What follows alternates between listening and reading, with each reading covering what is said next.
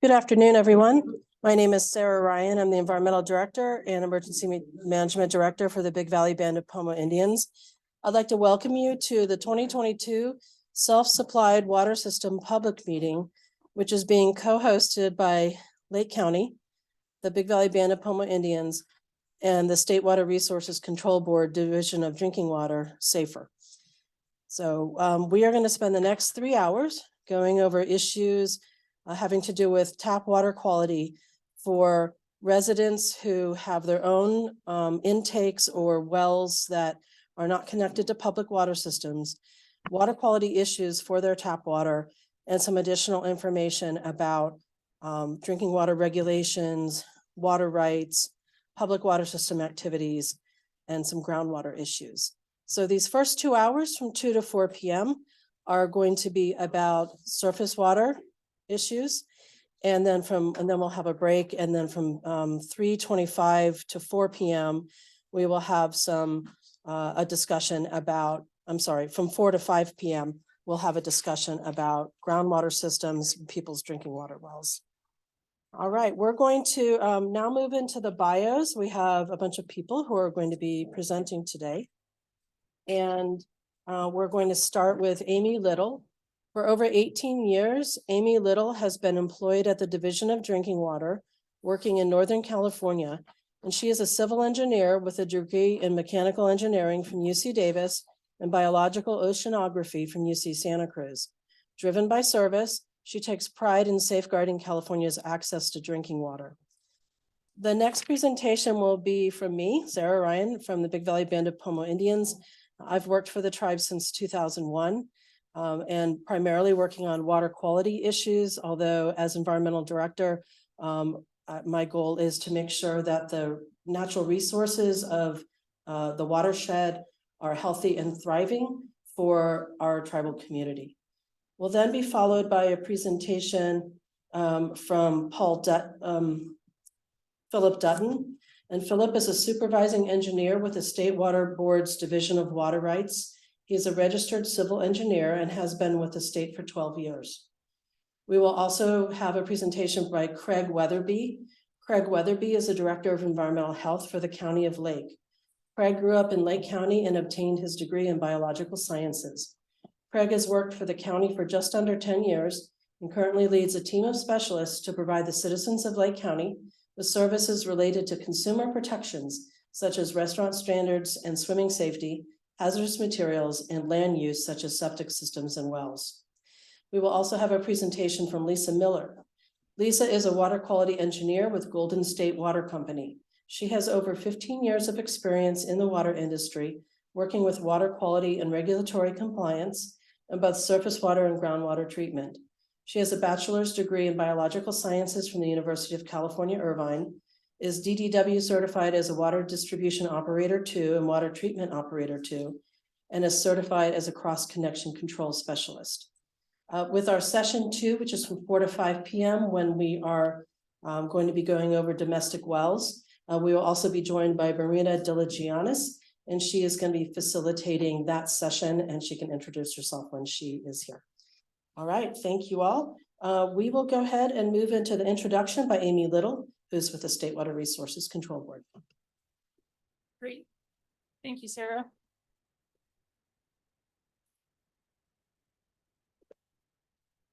So good afternoon. My name is Amy Little, and I'm a staff engineer with the State Water Resources Control Board Division of Drinking Water, and a unit focused on drinking water solutions for rural communities.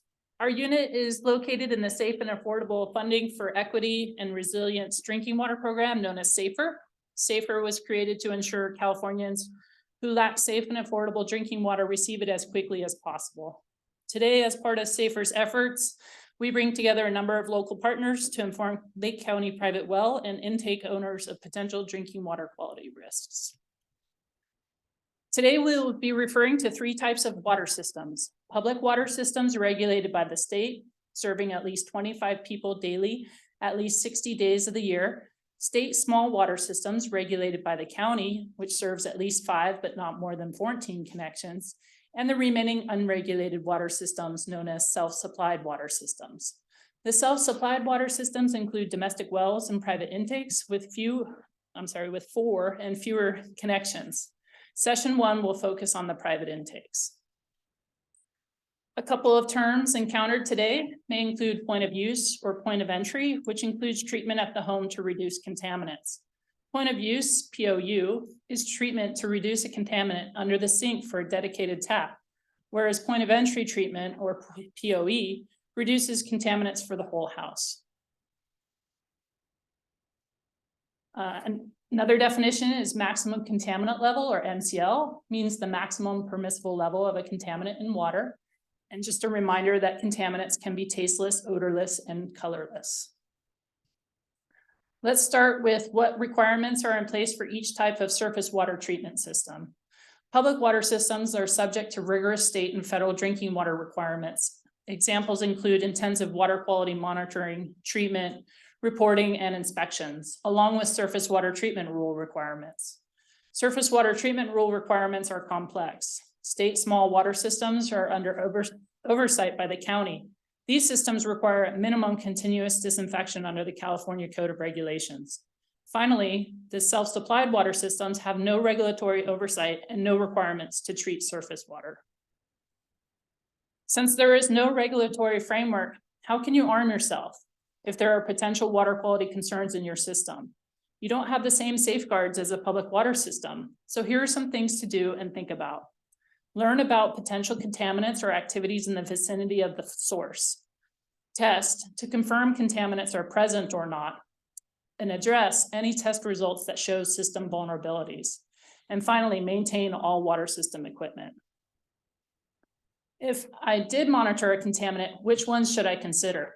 This isn't a full comprehensive list of contaminants, and the source could contribute to source water contamination. And some contaminants are naturally occurring, whereas others are introduced by human activities. Based on public water system source data, these are top contaminants to consider. Germs. Potential sources for these include surface water, septic systems, or poorly treated waste. These can cause serious illness and should not be in tap water. It is important to monitor for E. coli and total coliform.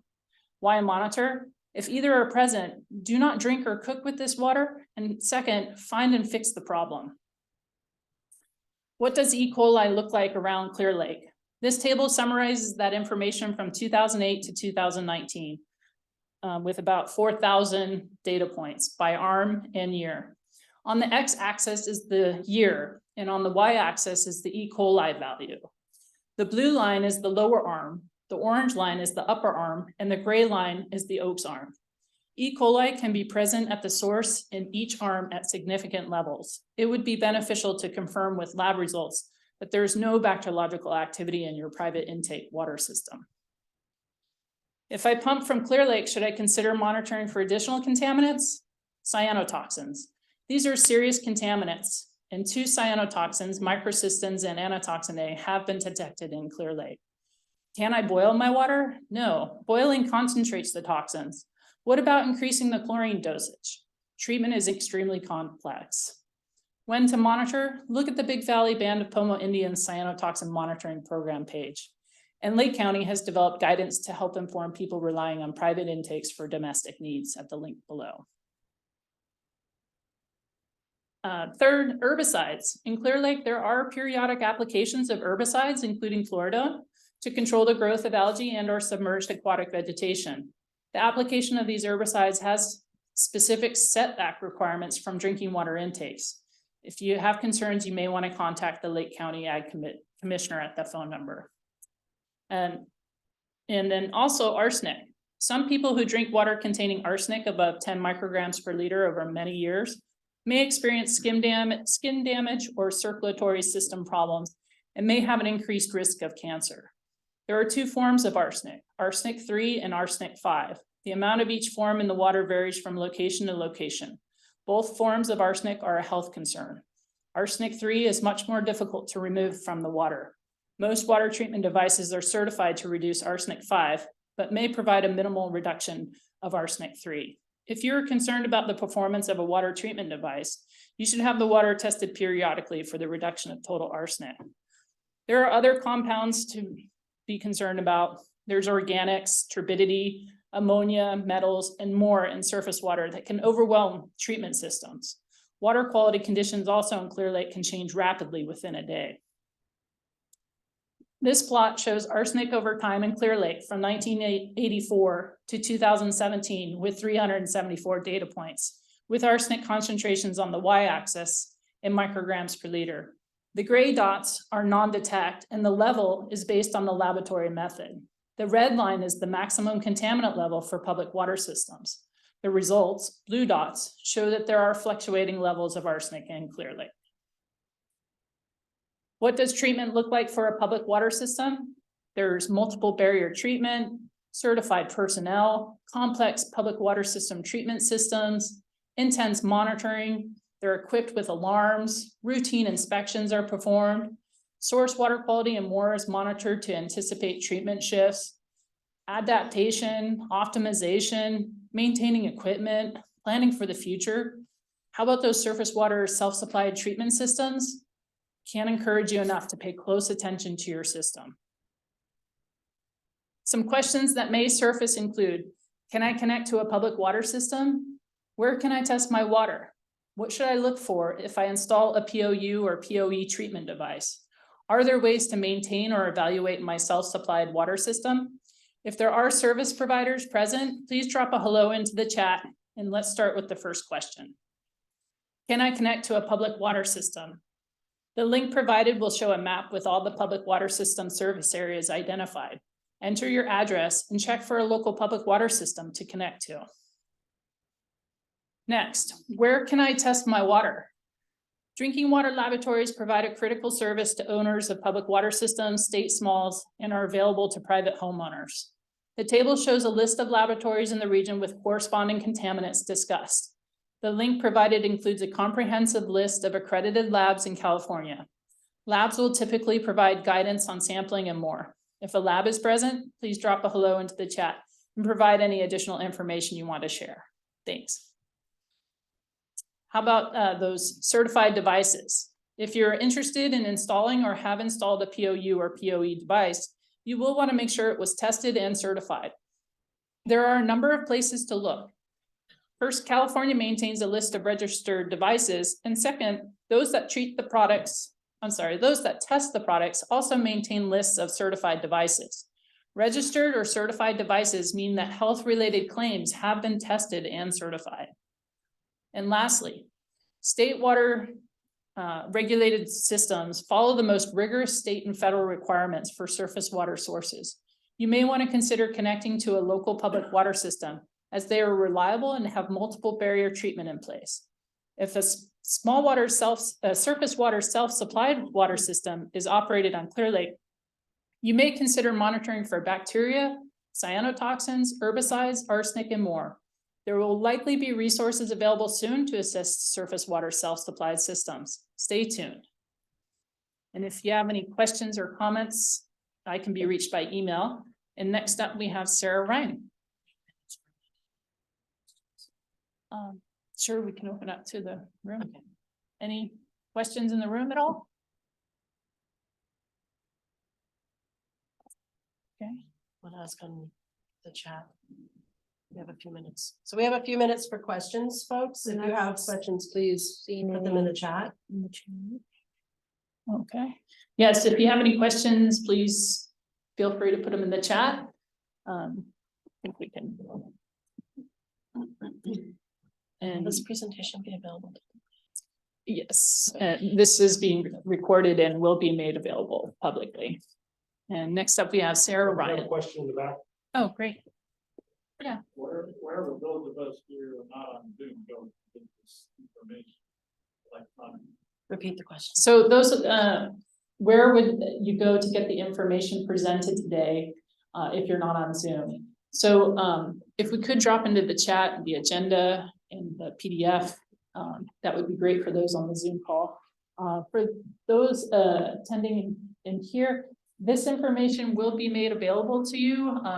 We plan to post this online in the recorded form. That will be available to you later. And then, yeah.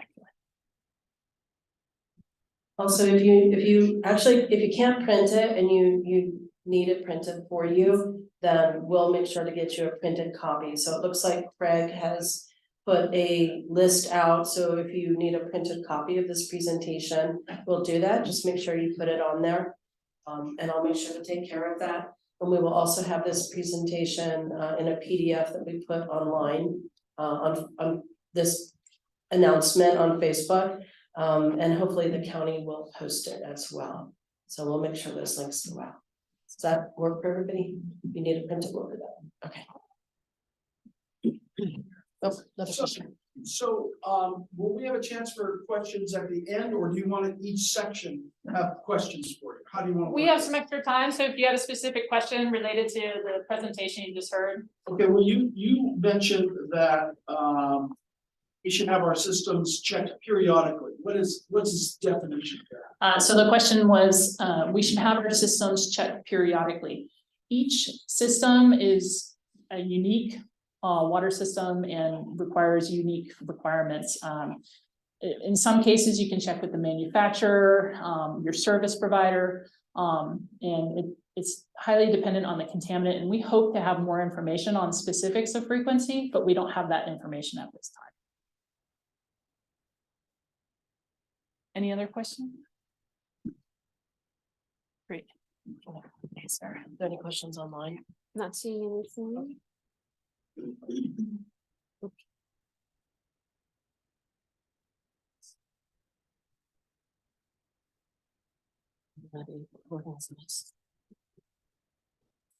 Yes.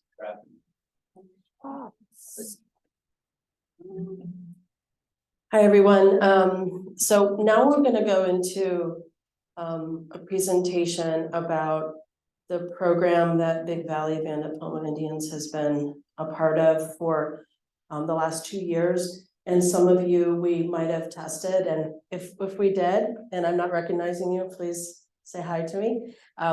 We have there was a CDC grant that came out that Tracking California, which is connected to California Department of Public Health.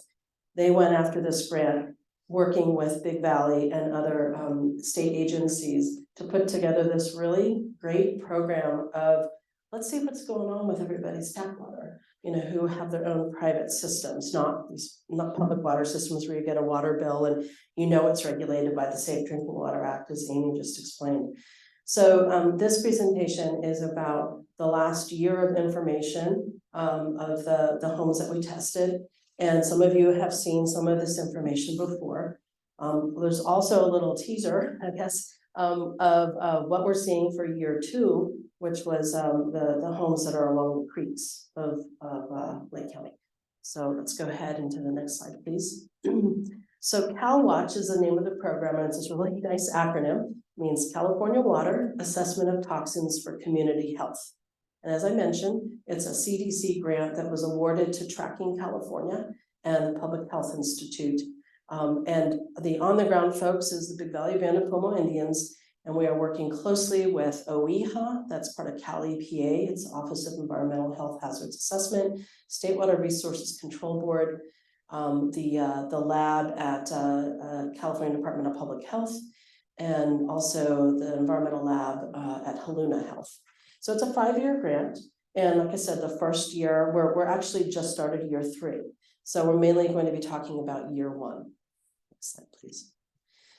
So it was all about drinking water testing at Clear Lake, as I mentioned. So the aim was to assess the treated water, what's coming out of people's tap water or their sinks, their taps, for these homes that are not on public water systems. And these are for folks that were drawing from Clear Lake itself. So they had their own intakes into it or a near shore well, which we defined as approximately 50 feet away. But of course, with the drought, that could be a little bit further away, but it was still wells that could be under the influence of surface water. So we wanted to look at the water quality coming out of people's taps who had their own systems, as Amy said, self-supplied systems. We've also called them private systems, but that gets complicated with the ownership of water systems. So self-supplied is a lot more descriptive.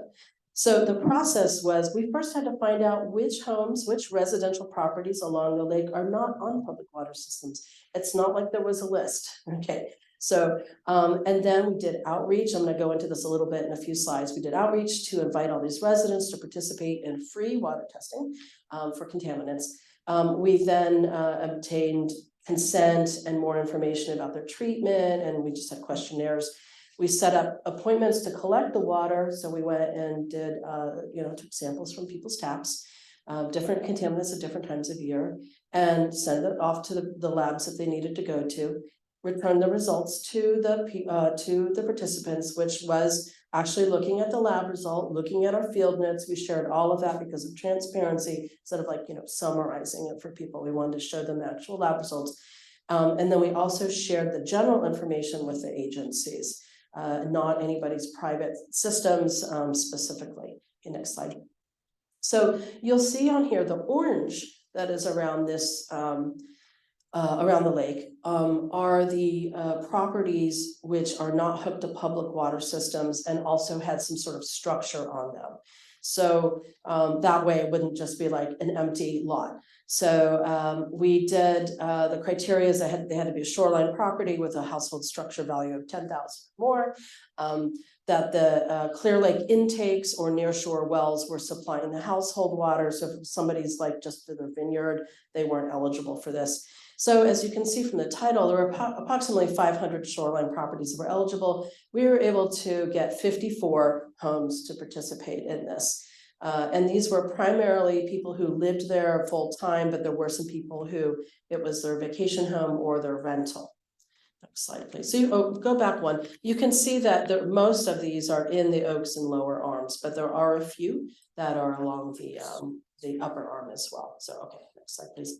So this is really hard to see, but these are some of the eligibility questionnaires that we asked people to fill out. The first was just a screening form. Are you, do you get your tap water from a public water system? Well, a lot of people were like, no, I don't. But then we looked it up and it's like, well, yeah, you do. Here's actually, the company that gives you. But sometimes we were wrong because the actual lookup address thing was not quite accurate. So it was useful because if people said, no, we actually supply our own water, then we made sure to let State Water Resources Control Board know, like, oh, there's a few addresses that are off. But really that information is provided by the public water systems.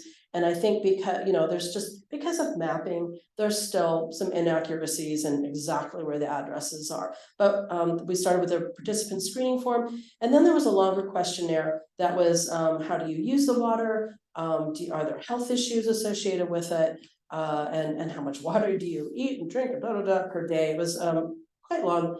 And most everybody filled most of it out. And it was helpful in terms of just having additional information about the participants.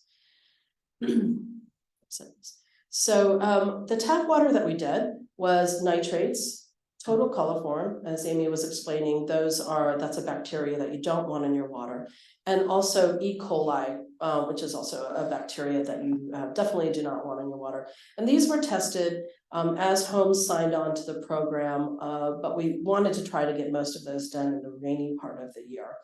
We also tested for, and this was just a one-time thing. We went to their house, we got those samples once, and that was the end of that testing. For those homes that were within, you can see that picture there is a map of the hydrilla herbicide treatment that CDFA, California Department of Food and Agriculture, does to control the hydrilla on the lake. And also Lake County Water Resources has their own maps of where they do herbicide applications for invasive aquatic weed control. We also tried to link up when those applications were happening with our participants to do aquatic herbicide testing of their tap water within a 24-hour period after the application.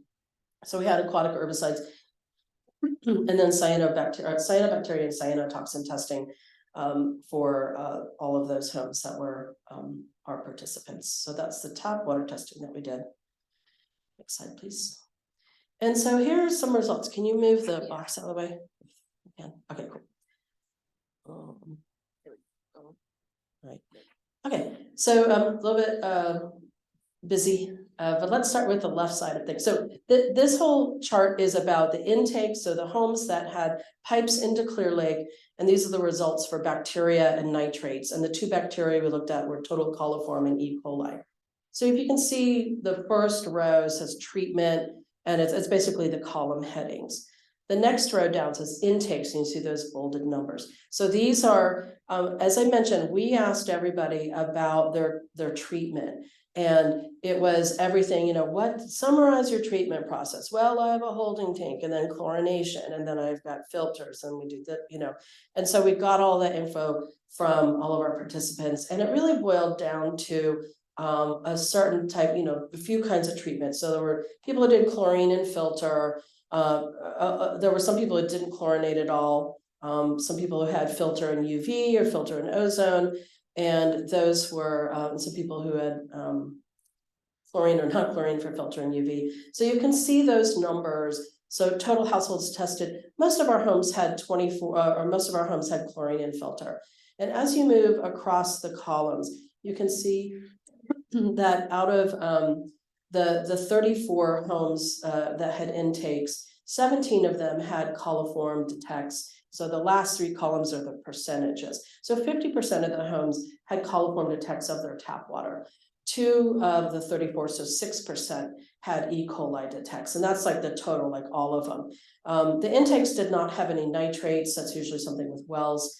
And then you can go down with this chart and see the how it breaks down. So out of 54% of people who had chlorine and filter had coliform detects, but only 33% had coliform detects if they had filter and UV. So it kind of seems like UV has a useful treatment in there. Those people who just had filters and no chlorine and no nothing else, carbon filters, sediment filters, whatever, those 75% of them had coliform detects.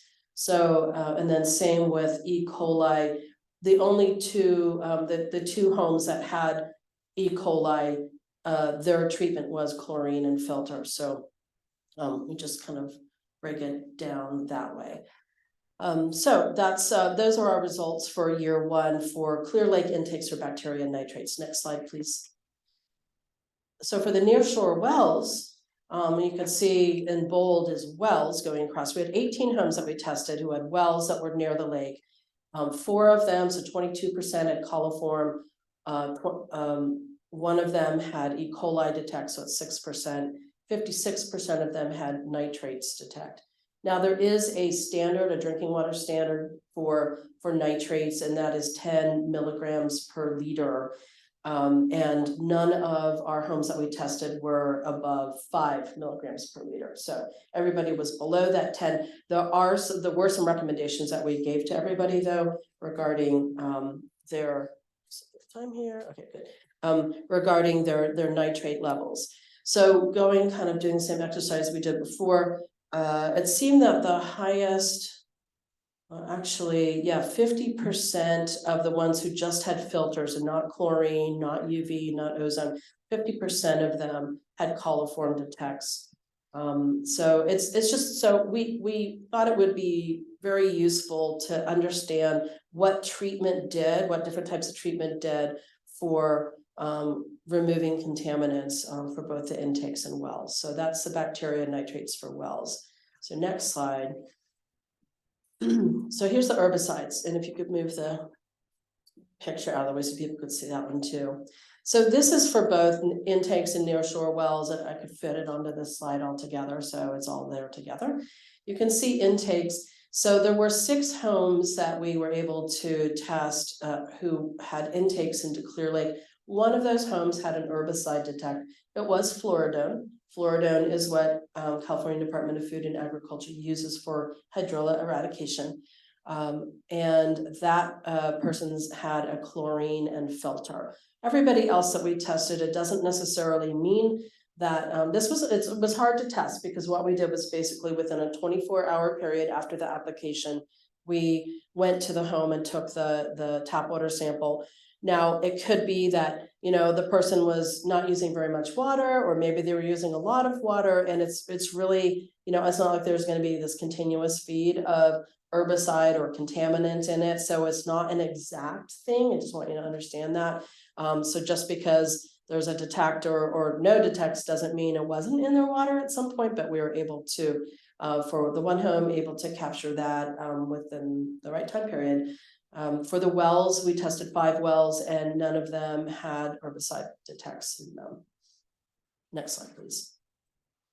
So now we're going to move into cyanotoxins. That was the other contaminant that we tested in for our participants. And as y'all might remember, last summer, the water quality was pretty bad. We had the highest toxin levels we had ever seen in this lake in our 8 years of monitoring that the cyanotoxin monitoring program that Big Valley and ELAM started in 2014, and that Big Valley's continued on through these years. It is something we go to multiple sites around the lake. I'm gonna have a map that shows that. That is how the lake looked in some places. Every cyanobacteria has a different look to it, and you also have combinations of cyanobacteria. So you might be seeing something that looks purple and red and white. You might be seeing something that looks like pea green soup. You might be seeing, actually, there's also cyanobacteria that just grows on the bottom and you see clear water. So blooms have different looks. And not all blooms are toxic. It depends on, I mean, the only way to know is to send it off for lab analysis. That's the only way to know if there are toxins there. Last summer, there were some high levels of microcystin in our regular monitoring program that we do. That is just about the lake water, not people's tap water. We were seeing very high levels of microcystin and also anatoxin A, which is a neurotoxin. And microcystin is a liver toxin. So both of these were at high levels on the lake, and because of the drought and low lake levels, that the people's intakes were pretty, possibly right in the middle of the blooms. So we were able to do a couple rounds of cyanotoxin testing last year. We did 36 homes between June and October, and then we did 41 homes, and we did repeats in November with the lab, the CDPH, California Department of Public Health lab. The one earlier was Ben Genetics, which is in Sacramento. We also do microscopy, and any of you have seen our presentations before on our cyanotoxin monitoring program. It's really useful to look under the microscope at the water that you're sampling, because then you see what cyanobacteria it is, and each one can produce different toxins. So we also, so in our ambient water, our surface water monitoring program where we just do the lake, we do microscopy so we can see what's there. But with this tap water sampling, we were looking also at people's tap water, and we found some very surprising things in people's tap water after all the different treatment, that people have with their systems. So next slide, please. This, these pictures. So the left side is the 2021, the most frequent toxin levels on the lake of our sampling program. So this isn't all of our sites. We have some sites that are in the interior of the lake. They're not monitored as often. They're not analyzed as often. So for June through October of last year, on our shoreline sites, these are the most frequent toxin levels that they had. And you could see red means danger in this case, and I have the sign of the that's supposed to go up to alert people that if you have danger levels of toxins, you should be staying out of the water. Don't boat in those areas. Don't go in those areas. Don't let your animals, don't let your cattle. Don't eat the fish from there, and don't drink the water from there. And of course, I don't think anybody's just directly, going and getting a cup and drinking it. But remember, we're talking about people's private or self-supplied tap water systems where they already are getting E. coli and, other contaminants from the source water or from their system, which is not taking out everything it's supposed to take out. So we were very concerned during this surface water monitoring program that, oh gosh, we have a lot of homes in those very arms, the Oaks and lower arms, where people are on these vulnerable drinking water systems that they are monitoring and maintaining themselves. Next slide, please. So EPA actually does have a health advisory, not a water quality standard, not part of the Safe Drinking Water Act. So it's not regulated yet. It probably will be at some point. And this is a little bit of a busy thing, but Basically, it's saying for microcystins, so you see microcystins and you see cylindrospermopsin on the right-hand side. We haven't seen cylindrospermopsin in Clear Lake, but the two cyanotoxins that EPA is a health advisory about are for microcystins and cylindrospermopsin. So for microcystins, they actually have broken it down into two age groups, infants up to 6 years old, and then everybody else. Well, because we can't know for sure if there's going to be kids or infants in anybody's household, it makes a lot of sense to go with the more safe health advisory number that can protect infants and children. So that microcystin level, that the health advisory level that EPA has identified is for 0.3 micrograms per liter in the drinking water.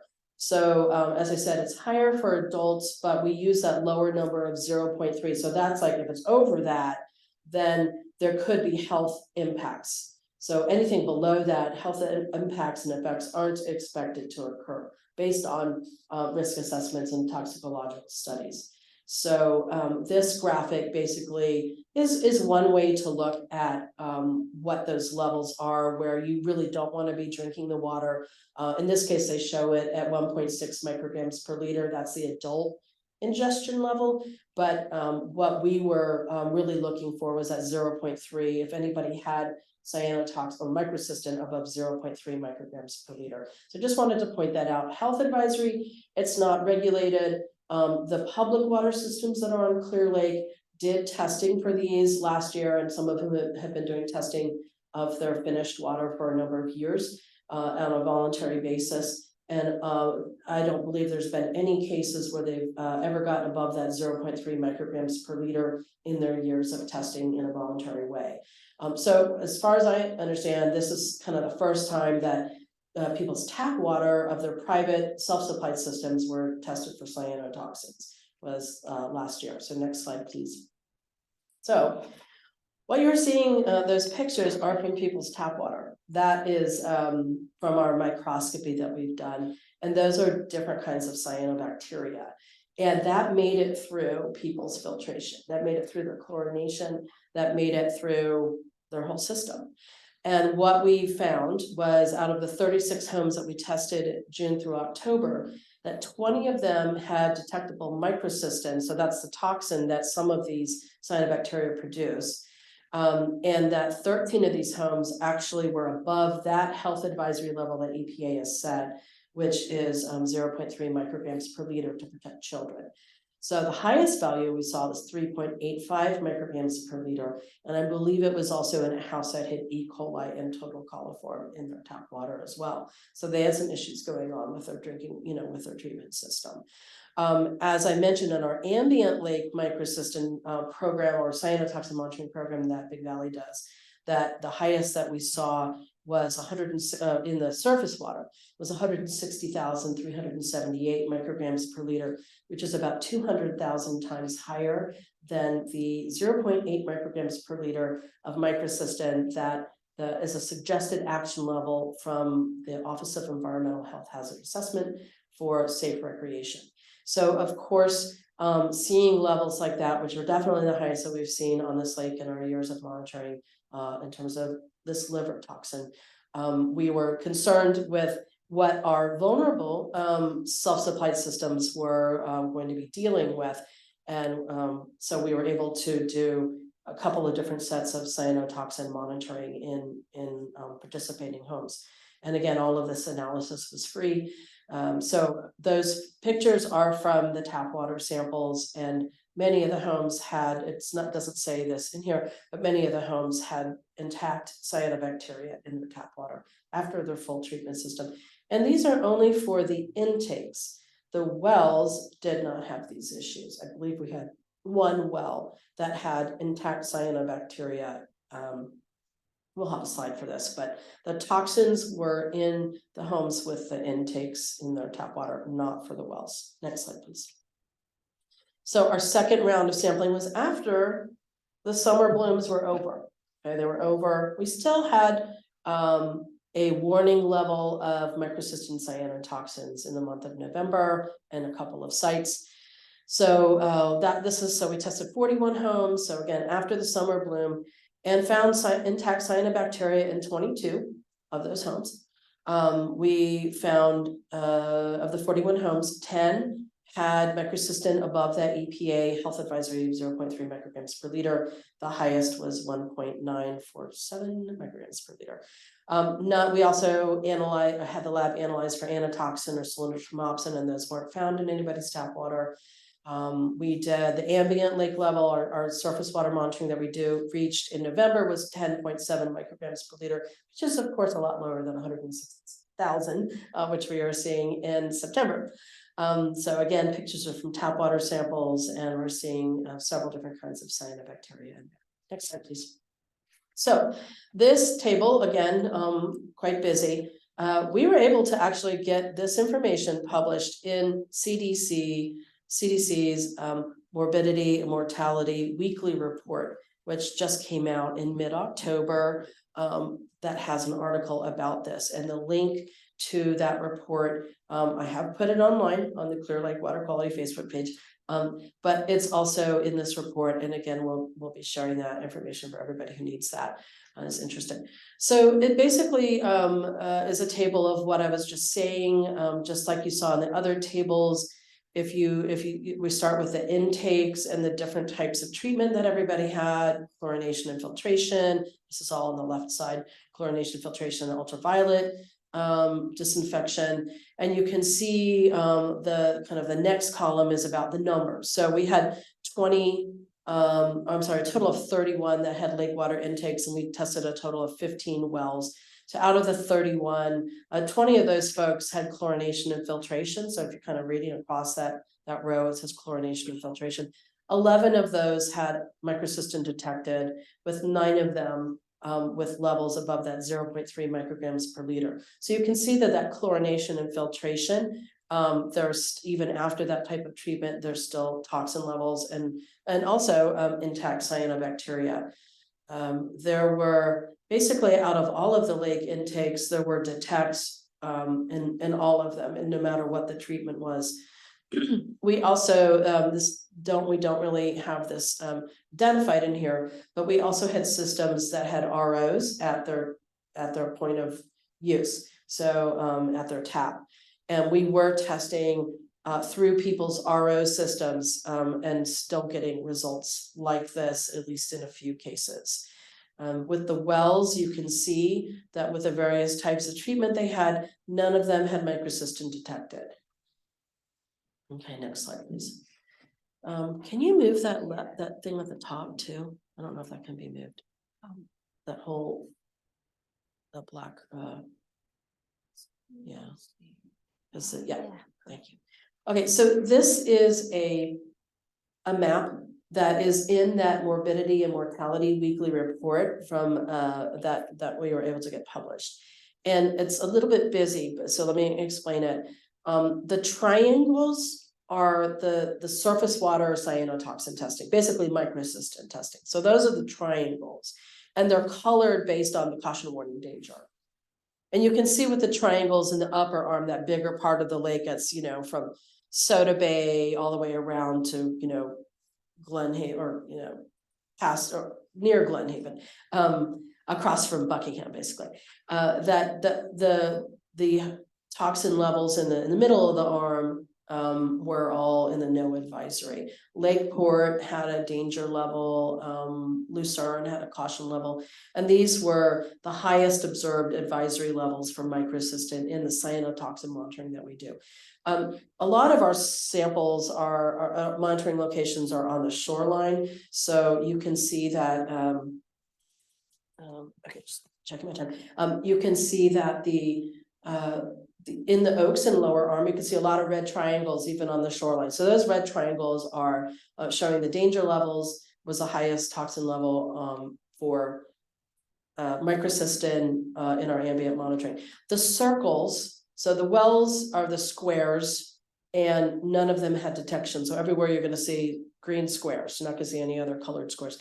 The circles, however, are looking at the intakes compared to the surface water. So that's what this map is comparing where are we getting those surface water monitoring hits in our ambient surface water Clear Lake program versus people's tap water. And so those circles, you could see a lot of those red circles are also in the areas where you're seeing a lot of those red triangles. So remember, the circles are for the intakes, and if they're red, that means they're above that 0.3 micrograms per liter. Orange is anything above 0.03 micrograms per liter, and that is the notification level that has been recommended by the state for microcystin levels. So you can see a lot of orange and red circles in the Oaks and lower arms, and there's some that are green too.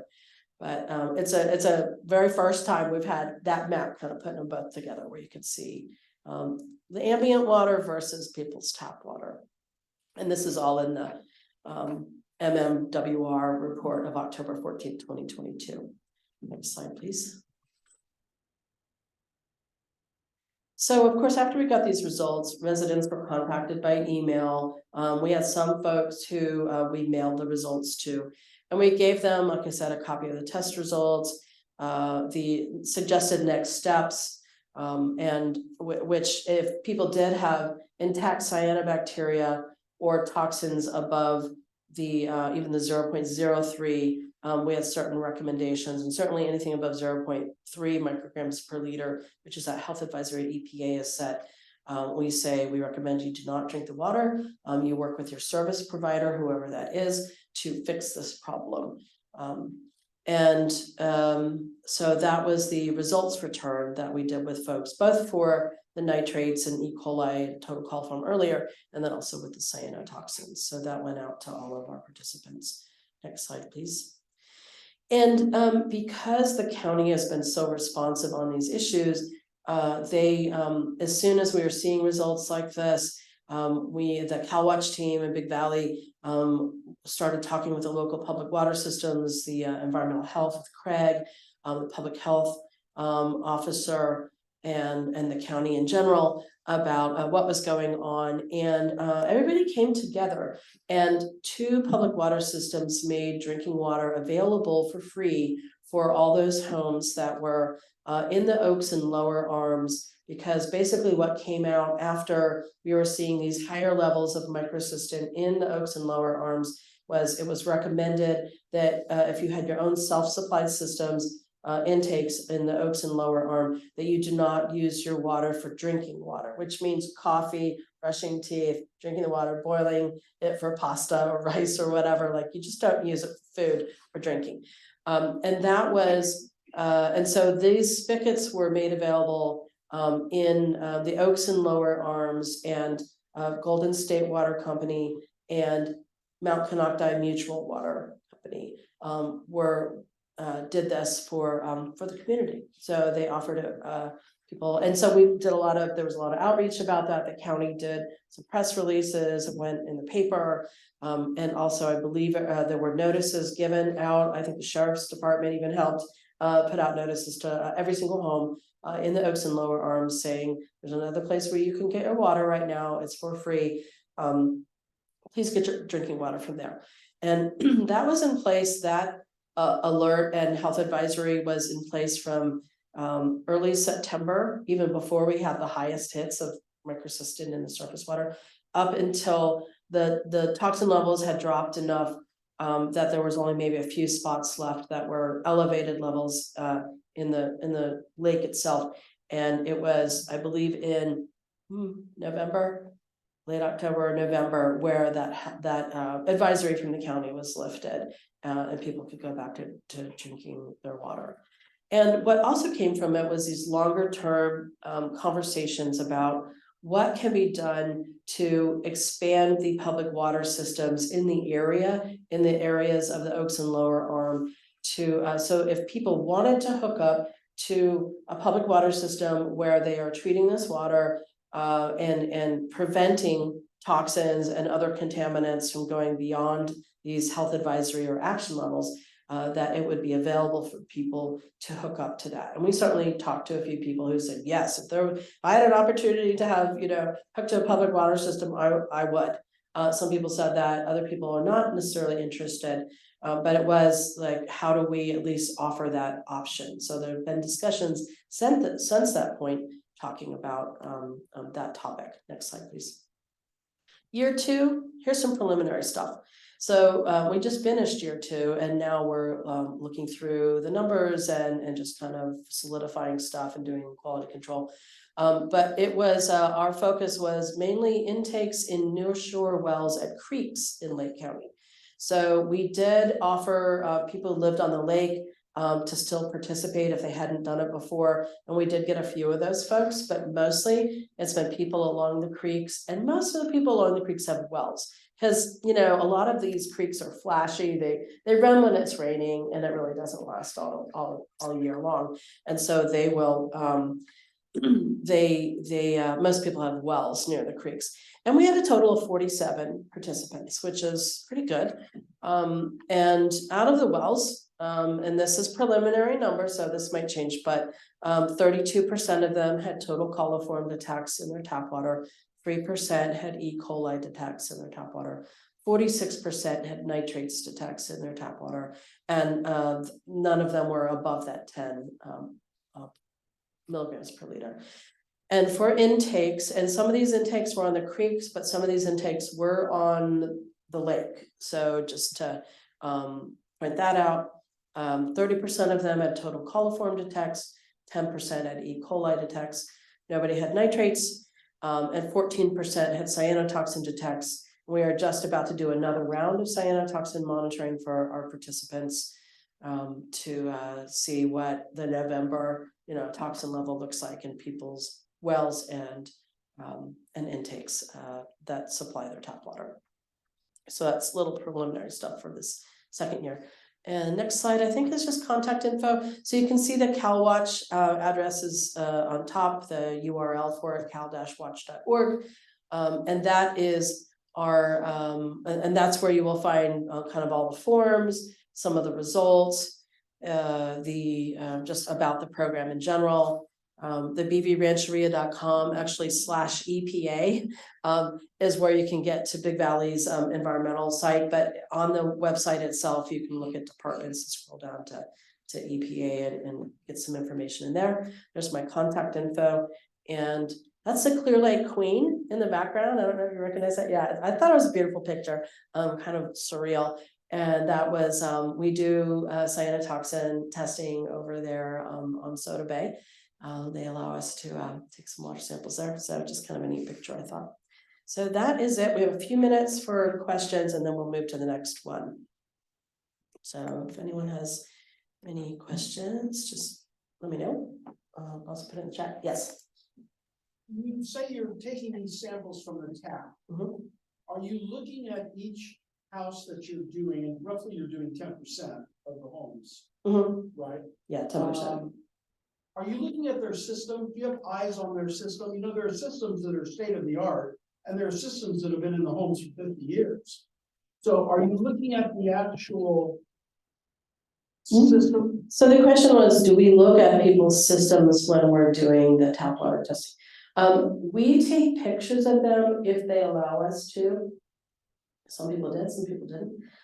But we are not water operators or water engineers. So what we did was take everybody's information about what their treatment was. So, and not everybody even knew their treatment, but so the main thing we were trying to collect was, what do you have in place to treat your water? And again, some people didn't have any treatment, and some people had state of the art. So no, we did not, go through and see if there were issues with, oh, actually, this is hooked up incorrectly, because we don't know that. But when we were getting these results, we did say to them, you need to check with your service provider. Not everybody calls an outside company, to work with them, but we recommend it. And actually in the results, when we sent them out to people, there were some numbers and email addresses for people who work for the state or for like California Rural Water Association. I think we had someone from there, so they can call and ask general questions and ask that thing of, hey, I have this type of filter and this type of system, but I'm getting these lab results that are saying that's a problem. What do you think is going on? And that's that really kind of went back to that household, the participating household, to then take it to the level they needed to try to work with a professional on improving their system. There were a number of people who had maybe filters installed incorrectly or had holding tanks that they hadn't cleaned out, or it was a wide range of things. They just hadn't changed the filters in a while. They were doing stuff by sight, but not necessarily by, really tracking what the water quality was doing.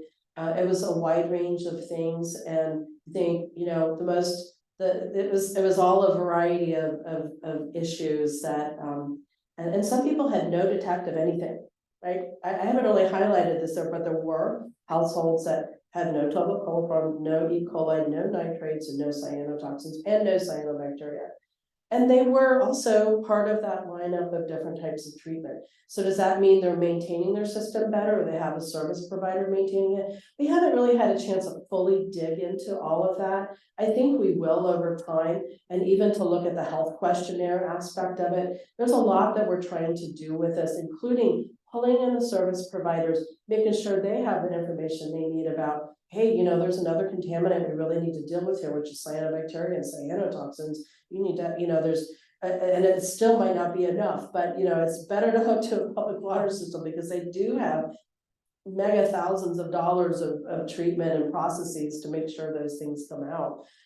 But so there's a lot of like little gems that have come from this, that everything we're doing is to try to make sure we're getting the word out to folks so they can start working with their service providers and work with other professionals to make sure that their system is operating in an optimal way. That's a good question. Any other questions? Yes. Can I provide just a little bit of input too? You can have a state-of-the-art system with the levels that she was reporting. It will overwhelm that system very quickly. So it's probably very capable, but you might want to ramp up during the summer months when the blooms are present, the maintenance on it, and then it can continue to perform at that high level. What I meant mostly by it and was that you're testing these homes without knowing, and you're getting the reports, but you're not knowing whether, forget optimal, you don't know whether their system's working at all. It could be there, and maybe the chlorine injector is not working at all. It's got zero residual chlorine. Yeah, we tested for the chlorine as well. So yeah, the question of like, how well are these systems working, and do we really know that? And I think it's you can see from the results that obviously a lot of these homes were very low in chlorine residual. And in talking, because we tested that every time as well, and in talking with people, a lot of people had made changes to their systems after they got these results. And as you mentioned, even the optimal systems will be overwhelmed by the water quality of Clear Lake. The public water systems have to work hard and 24 hours sometimes when the water quality is as challenging as it is. We're gonna have to move to the next item on the agenda, which is about water rights. We have a few minutes to discuss that. And Philip, are you gonna come?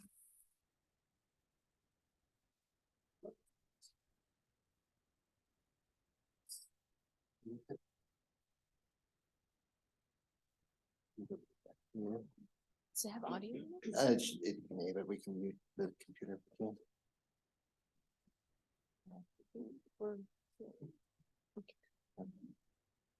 Did I send you one of the head recordings, Amy? I'm not sure. I just plunked in what you gave me, sorry. All right, well, if that pops up again, we may just find that it's on multiple slides. Slides to go up? This is my slides. Oh, Good afternoon, everyone. Today I'm here for a quick overview of water rights, specifically tailored to self-supplied water systems. A little bit about myself. Sarah introduced me earlier, but just as a quick refresher, my name is Philip Dutton. I'm a supervising engineer where I manage a supply and demand assessment section at the Division of Water Rights at the State Water Resources Control Board. In addition, I previously supervised our registrations programs at the State Board, doing small streamlined water rights for small water users. Today I've got a short presentation and certainly will be available for Q&A afterwards. And I just want to know that water rights can be complicated. In fact, it is complicated. My goal today is really to give some basic information, but also make connections and encourage that if you do have further questions, Give me a call, give the division more generally a call. I promise we're friendly people. So to begin, kind of what is a water right? A water right is something that allows you to divert water and put it to beneficial use. Beneficial uses include, the list you see on the slide here. Common ones that are applicable today include domestic, irrigation, maybe stock watering, definitely fire protection. It's important to note when we're talking about water rights that a water right can be used for one or many beneficial uses. And an example of that might be that if you have a right to impound water from a creek and collect it in a small pond, that right could actually permit you to use it for domestic uses inside your home, as well as storing water for fire protection in case of emergency.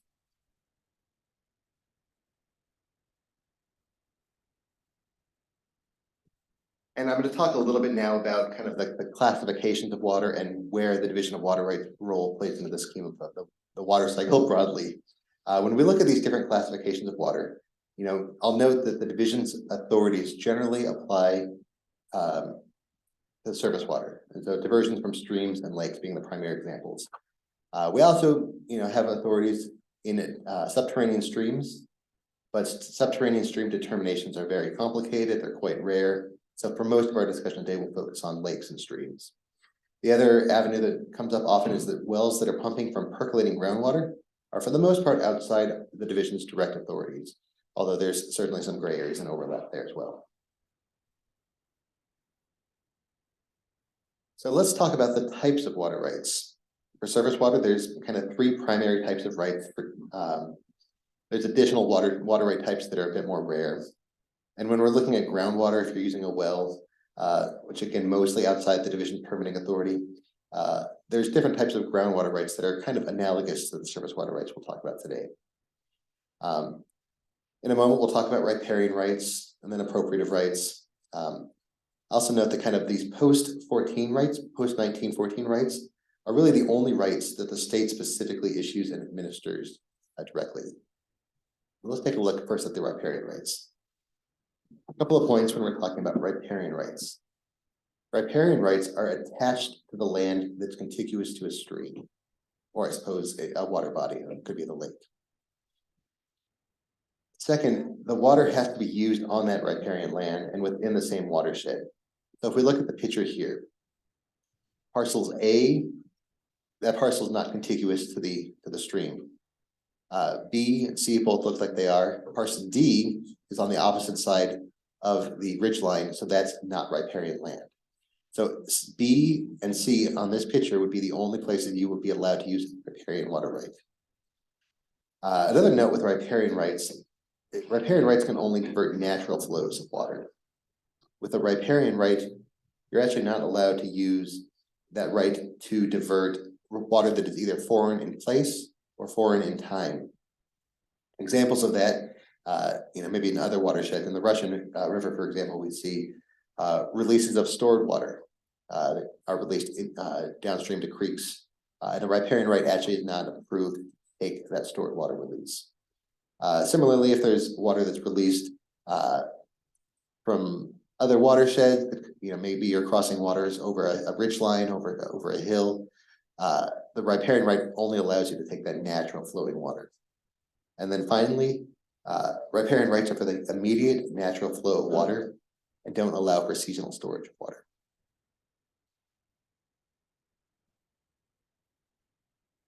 So while the division doesn't directly issue or approve riparian rights again, kind of generally, the division is a repository of sorts for riparian claims. If you're using water under a riparian right, that user must report the claim under a statement of water use and diversion. That initial statement is required for each place of use or place of diversion. So each pump, if you've got multiple places you're diverting water from, each place of diversion needs to have a riparian claim submitted to us. And then there's annually there's a supplemental statement that is submitted to report your use each year. I know it will fly by, but there's the URL at the bottom has additional information on where to go to submit those riparian statements, as well as do your annual reporting if that's something applicable to you. Contrasting a riparian, right now, we're talking about appropriative rights. In this case, use is not limited to that riparian land. It can be exported elsewhere. You can go across a ridge line, you can go off parcel. Additionally, seasonal storage is permitted. So with an appropriative right, you can come in and request storage. Appropriative rights are first in time, first in right. That means that they've got a discrete priority, and that senior rights may have a stronger priority than something junior to it.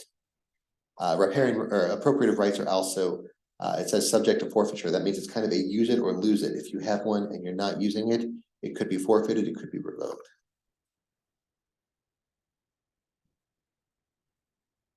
A bit of a history lesson here. We talk about in water rights 1914 quite a lot. 1914 was when the Water Commission Act was first enacted, which was the state of California's first effort to adopt a permitting structure for water rights. Pre-1914, water rights did not require a permit. There was no process. There was no approval. We do have an optional civil code that was around back then, and then, you think Gold Rush era. If you had a diversion, you would go and nail a notice to the tree where you were pumping water from, and that was your place of diversion. For post-14 rights, division issues water right permits primarily. Those permits will eventually be licensed. We also have these registrations that I mentioned I previously managed for smaller streamlined water rights. A couple of principles of water rights. A note that the division has authority to enforce and protect against waste and unreasonable uses of water. I'll note reasonableness is fact specific. For example, a certain irrigation practice could be okay when there's times of surplus water, but be unreasonable when there's times of drought. And that the board has used this authority in specific cases, as well as kind of the basis for some of our current drought emergency regulations. Some of you may be aware, the State Water Board has adopted emergency drought regulations in several watersheds across the state. Locally, as example, Puda Creek and Cache Creek watersheds drain into the Delta and are part of the scope of the Delta emergency regulations. That regulation package has enacted curtailments in certain semi-real time, responding to shifting water supplies across the season, as well as different demands for water over the year. Again, that URL at the bottom has additional information. You can go there and we can provide that to you for the PDF afterwards. And then my last substantive slide, a bit on complaints. Our enforcement is really complaint driven. We use the Cal EPA, the Environmental Protection Agency for the state, to receive complaints, and it's the complaint system that you're seeing here is a very easy to use tool to go in and report any type of environmental issue. Filers can track the status of their complaint and see which agency and which of their staff are assigned to investigate. And then complaints that come in about surface water diversion specifically will come to the division's dedicated enforcement staff. Common complaints the division receives are potential unauthorized diversions, someone diverting without a water right, instances of waste or unreasonable use, or most recently, violations of those drought curtailment orders. And those investigations can lead to notice of the violation, cease and desist orders, or even administrative civil liability penalties. So with that, just a bit of contact information, the division specifically, the websites that I highlighted earlier, and this will be available to you after the fact. I will be available for questions if we're probably running out of time now, but definitely at the end. Thank you, Philip. All right, we're going to move to the next speaker. We're running a little bit late. So Craig Weatherby, Environmental Health Director.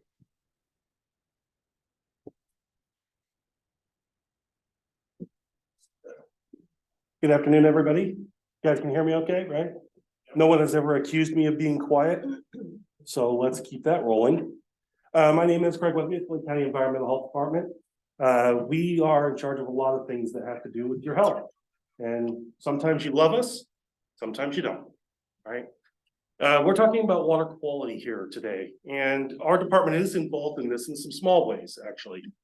First things first, it's important to remember, you're looking at surface water, all right? We're not going to talk about wells yet. We're going to be talking about wells in the next section. So what I'm specifically looking at right now are for folks who are pulling water out of the lake or have a well near the lake. For those who have a well, the first question that I get a lot is how close is too close? And there is no answer for that. It's very important you know that. Well conditions downhole are very different than they are on the surface. And no one really knows how porous that rock is, how much sand is between you and that water source. The general rule of thumb is the closer your well is to the lake, the more likely that well is to be affected by the conditions in the lake. So if you have a well that is 25 feet off the shore of the lake, which would be pretty darn close, you very likely will see some of these microsystems, microtoxins in your waters, right? So you're not immune to that. It's not just the intakes that we're talking about. The further your well is, and the shallower the well, if you're uphill and you're not actually drilled down all the way to the lake level, there's a possibility that the water that you're getting is actually water that is coming to the lake, not from the lake, right? So again, downhole hydrology is very important. So there is no one answer for wells. I wanted to lead with that because they do get a lot of those questions. And we wanted to talk a little bit about that. The most important thing that we are involved with is actually as a voice for the public health officer. Dr. Pace, prior to very recently, he was the one who got the Nixle alert 2 years ago. Anybody here get the Nixle alert? Oh boy, did our phones light up. All right, that Nixle alert scared a lot of people. It sounded very dangerous, right? Don't drink the water. Suddenly very contaminated. That was a very hard decision for the health officer to make, to let people know that there was a danger in their everyday life. And that's why we put this group of people together today, is to try and make sure that everybody has the information as soon as they can get it to protect themselves. All right, so very important. You'll notice things, the hazard signs, Sarah showed those. We're using their research. We are piggybacking everything we're doing off of the research that her and her team are doing. They got the grant and they did an amazing job of getting this going. This wasn't even on the radar before they started doing this work. So without that work, we wouldn't have been able to actually get the notice out that did ultimately go out. So today we actually have a infrastructure in place for making sure that we're labeling beaches, we're letting people know when there are hazards in the area. And we're actually taking it a step further. There's now research being conducted where hopefully we'll actually have a model projection to be able to determine where these patterns are going to move in the lake and when to let people know that there's a hazard. That's all very preliminary right now, but we're working on that. It's really fascinating to see the number of scientists who are putting their eyes on our lake because it's important. Also notices. So we send out a Nixle alert. I don't know if the county will continue using Nixle per se, but there will be some form of a notice system similar to the Nixle system, whether it's what's the new one, Lakeco alert that the Office of Emergency Services is using, or Nixle. These are the primary way of getting information out right now. We will continue to do Facebook postings. We will continue to do public notices in newspapers, mailers. If we have to, I will carry door hangers, place to place if we have to. Save that question in the end. I'll get right to you, I promise. So the notices are really where we're focusing. And again, that's with the help of the health officer to make sure that we are trying to get you the information you need as homeowners or as property owners that are drawing this water and for your primary needs. Finally, the last item, again, going back to the wells, permits, right? If you have a drinking water source and you are putting a well in, hopefully you're pulling a permit. There are minimum setbacks requirements for permits. And that's where we start looking at things. We will not issue a permit in a water body. So it's very important. If you are on a creek, if you are on the lake, we're not going to let you put a well in the lake. We're not going to let you put a well in the creek, right? That would be a problem for those watersheds. But there are other locations on your property that you can get those wells, right? But the whole permitting process is there to make sure that the well you are putting in the ground is safe. and that the conditions that happen on the surface do not contaminate your well at the static water level depth. So far. So I promised I would keep it quick, and I can't possibly go quicker than that. I told you quick, right? And I'm up against the break. So you had a question, sir? Yeah, just real quick, when it comes to your. You listed a number of ways to notify and things of alarms or emergencies. I would just recommend that what's best for my neighbors and I found is watch duty. Is what? Watch duty. Watch duty, yep. It's an app that does a really good job of fire. I use it. Yeah, well, if you could have a layer in there that was for your purposes, that would be perfect. That's actually a really fantastic idea. I mean, I'm pretty sure that just about every person in Lake County at this point watches Watch Duty every summer. We all wish we weren't looking at it, but we are. That's the reality of living in a rural community. And we need to know information faster rather than later, especially as it relates to wildfire, but absolutely, that's a very good idea. And I'll talk to the health officer, see if we can find a way to do that. Thank you. Any other questions? Yes, I talk quickly, so. All right, looks like I'm up against the break, so we get to take a break for how long? Till 3:25. So 10 until minutes. 3:25. Look at that, I gave you an extra 3 minutes.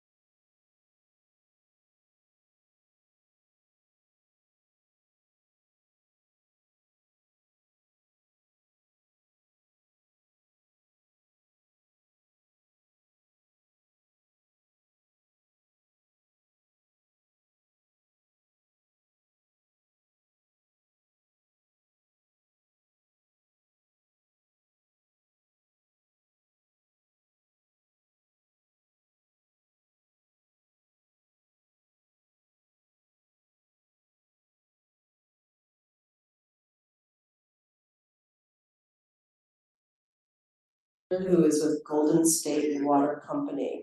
And also in the chat is the survey that we're asking everyone to do if they can. And we will, do we have the QR code for the survey that we're gonna put up? No, okay, so yeah, so we will, for those of you who are getting a mailing, we'll also email or mail you the survey in case you want to take it and turn it back in. All right, we're gonna go ahead and move to Lisa, thank you.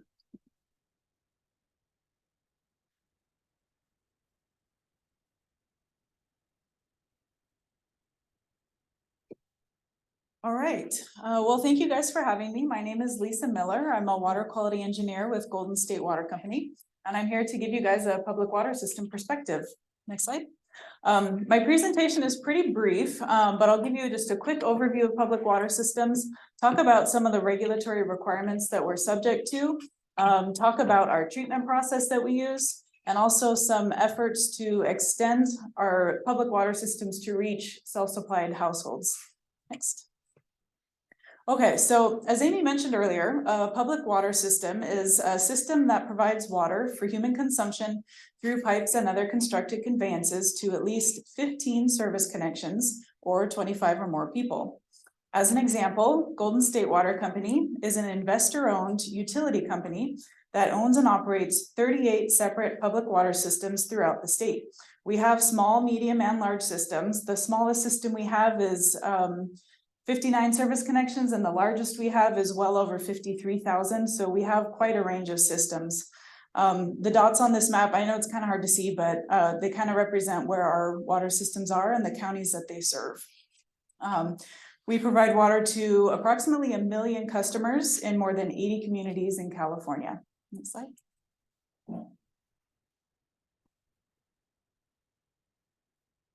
And one of those systems is our Clear Lake water system. Our Clear Lake water system is located on the east shore of the lower arm of Clear Lake, and this map kind of shows an outline of our service area.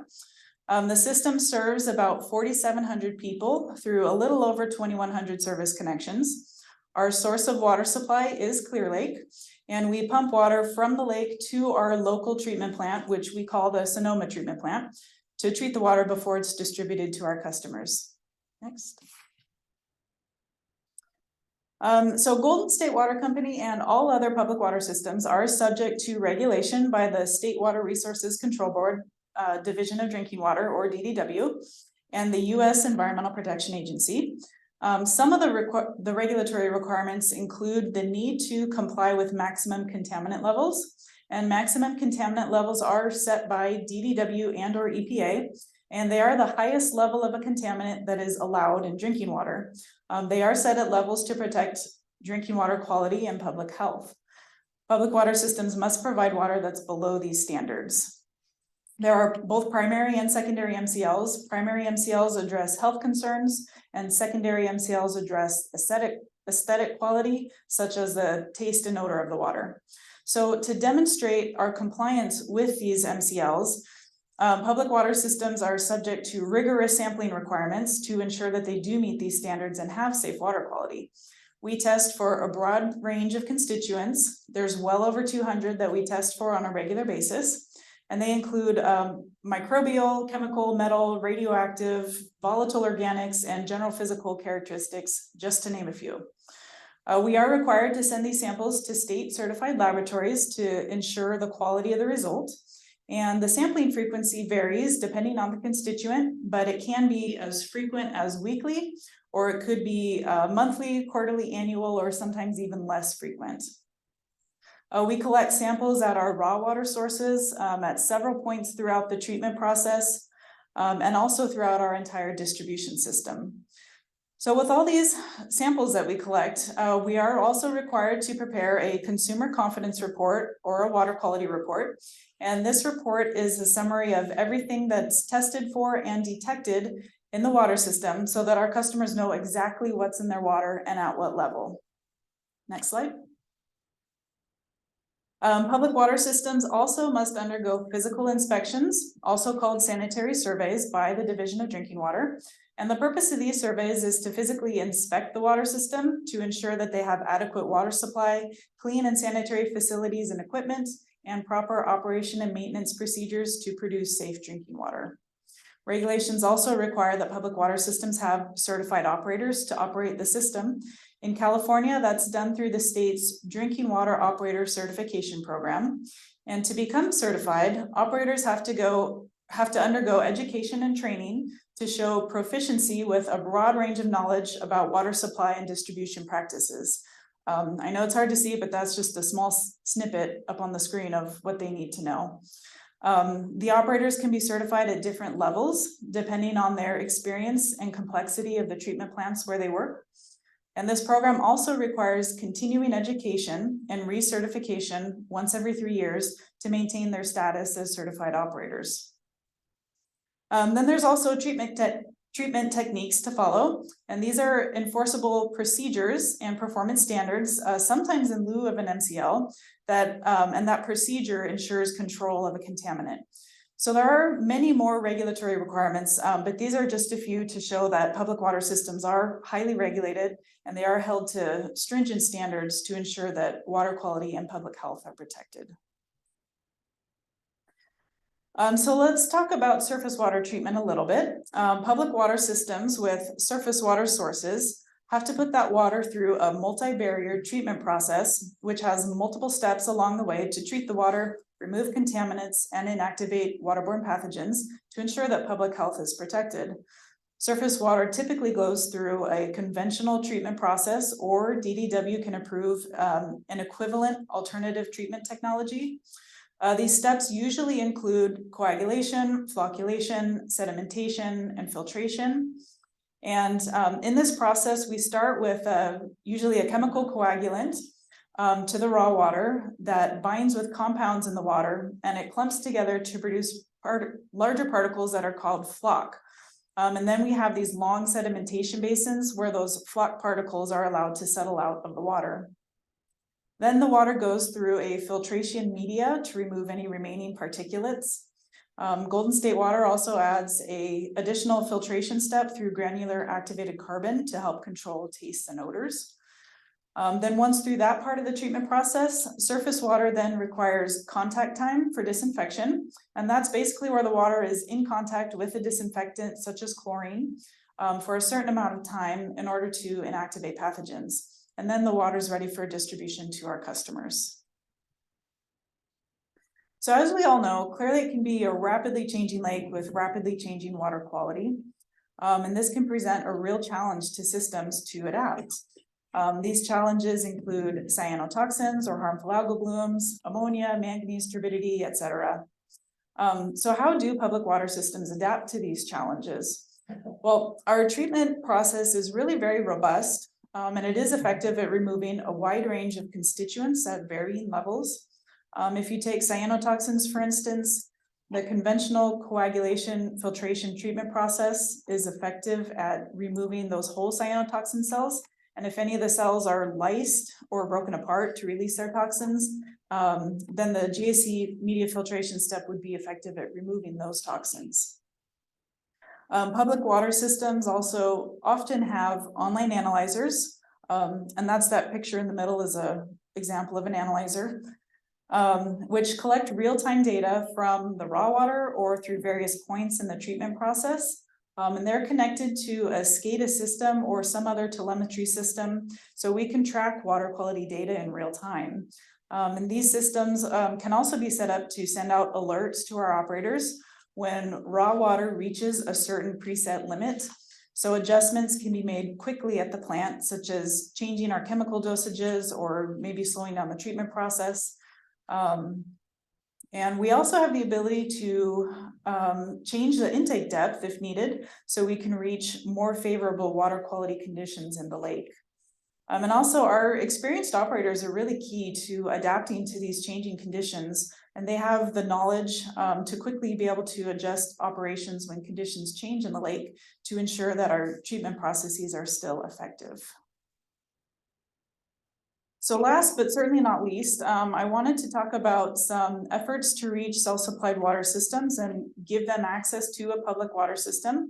DDW's SAFER program, as Amy mentioned earlier, performs a needs assessment on all water systems in the state to determine where there are systems that are at risk of failure. And this program aims to provide solutions to those at-risk systems. And one of those potential solutions is to connect to a neighboring public water system. There are several efforts underway in the Clear Lake area to reach some of these systems so that they can have access to safe and reliable water.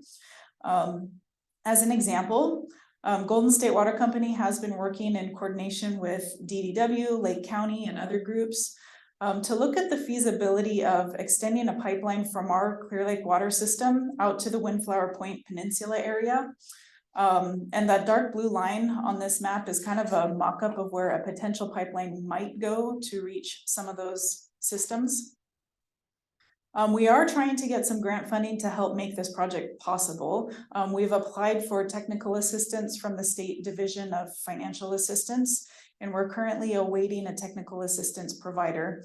And that provider will be able to help determine the feasibility and the best approach for this project. There are also some consolidation efforts in the South Clear Lake area, looking at connecting several small water systems and self-supplied water systems in that area. I won't really get into the details of those projects, but absolutely feel free to reach out if you guys have any questions or would like more information about these projects or about connecting to a public water system. My information's on the screen. And you can always visit our company website, or we have a 24/7 call center at that 800 number there. And that's all I have for you guys today. So we're happy to take any questions. So if you're able to get the money and provide this extended water to the fire plant, will it be a robust enough system that it would also be usable as fire hydrants for fire? Can you Yeah. repeat the question for people online? Yes, so the question was, if we are successful with that project to extend our pipeline out to the Windflower Point Peninsula, will it be robust enough to be able to provide or to support the fire flow needs? And yes, it would. And that's something that we would look at as part of our technical assistance project. And as we go forward through this project, that's definitely one of the things that we will evaluate to make sure that we can do that. One of the things we can add reservoirs if needed or pumps to make sure that we do have the water supply out to that area to be able to provide fire flow protection. And I should have mentioned Keith Ahart, our system superintendent, is here today as well, and he'd be happy to answer questions as well if needed. Or if you have anything to add, feel free to jump in. We might have something in the chat. We might want to encourage people to raise their hands. Yeah, if you have a question, would you raise your hand? If not, we have a question here. What is the timeline for the proposed Windflower Point system? Yes. Yeah, so the timeline for the Windflower Point system, we don't have a very good timeline yet. As I mentioned, we have applied for assistance from the state, and the state has had a lot of these kind of applications for assistance, so they're very backlogged. So some of it will depend on how quickly we can get assistance from the state. But until we kind of get some of that, it's hard to give a good timeline. And I don't know, Amy, if you have any input on that. But this would be something like this would probably be several years in the making. Another question. So if it's successful and you get the pipeline out there, I assume that property owners along the way will have to pay some sort of connection fee to connect. And would it be in a manner that it requires everybody along the line to have to connect, or would people be able to opt in or out? Yes, so the question was, if we get that pipeline out to the Windflower Point Peninsula, would there be a connection fee, and also would everyone in that area be required to connect? And that's a very good question. And I think those are also some of the details that we're still working out. I mean, we would absolutely want everyone to, in that area, I mean, if we're extending a pipeline out there, we would certainly be hopeful that they would all want to join. As far as the connection fee, do we charge a connection fee? We do. Okay, so Keith has that information about connection fees. Yeah. But yeah, we can get you more information about the connection fees, and then, yeah, we are hopeful that everyone that we extend the pipeline to would want to join our system, yeah. And there's a possibility for potential grant funding if it's not exorbitant, like a huge property where it requires a huge connection line, but those details need to Yeah. be determined. Exactly, and for those on Zoom who couldn't hear that, Amy just said we're looking at grant funding for that as well, potential help with the connections. But that still needs to be determined as we work through the project. I don't see any other questions I have an hand. idea. Do you have extra time? Yeah, let's put a question time. Huh? Question time. Yeah. So, thank you, Lisa. Go ahead. I noticed that there's if there's service providers or laboratories, I noticed there's one laboratory representative online and there's actually one in the room. We have some extra time, so we're gonna go ahead and open it up. Why don't we start with, Carolyn, if you're still on the line there, if you can unmute yourself. Where is She's she? near the top. This one? Yeah.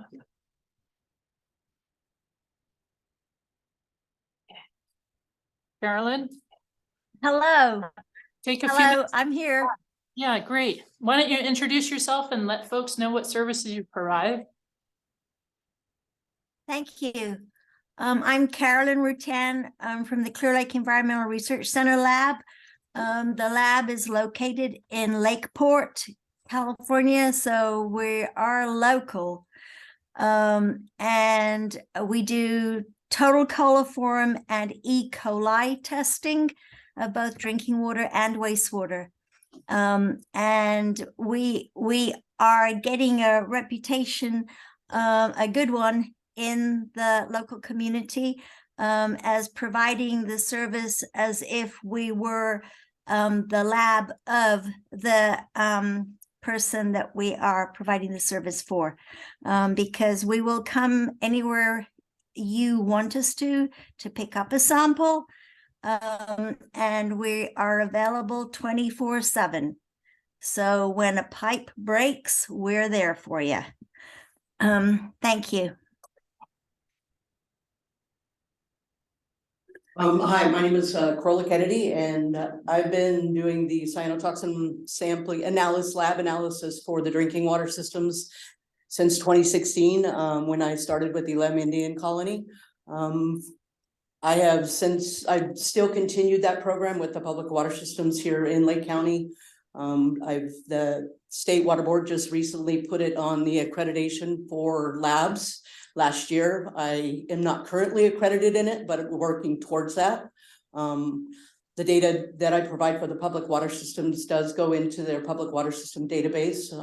It is at that level, but I'm happy to do local work here for cyanotoxin monitoring or lab analysis for microsystem. I also have the ability to do anatoxin and saxitoxin if needed. But I'm here locally. My contact number is 707-530-5320. And I'm working it under my nonprofit, which is Kennedy Environmental, is where my laboratory currently sits. I also do full-time work for Robinson Rancheria as their water resources manager and creating a fisheries program over there. Thank you.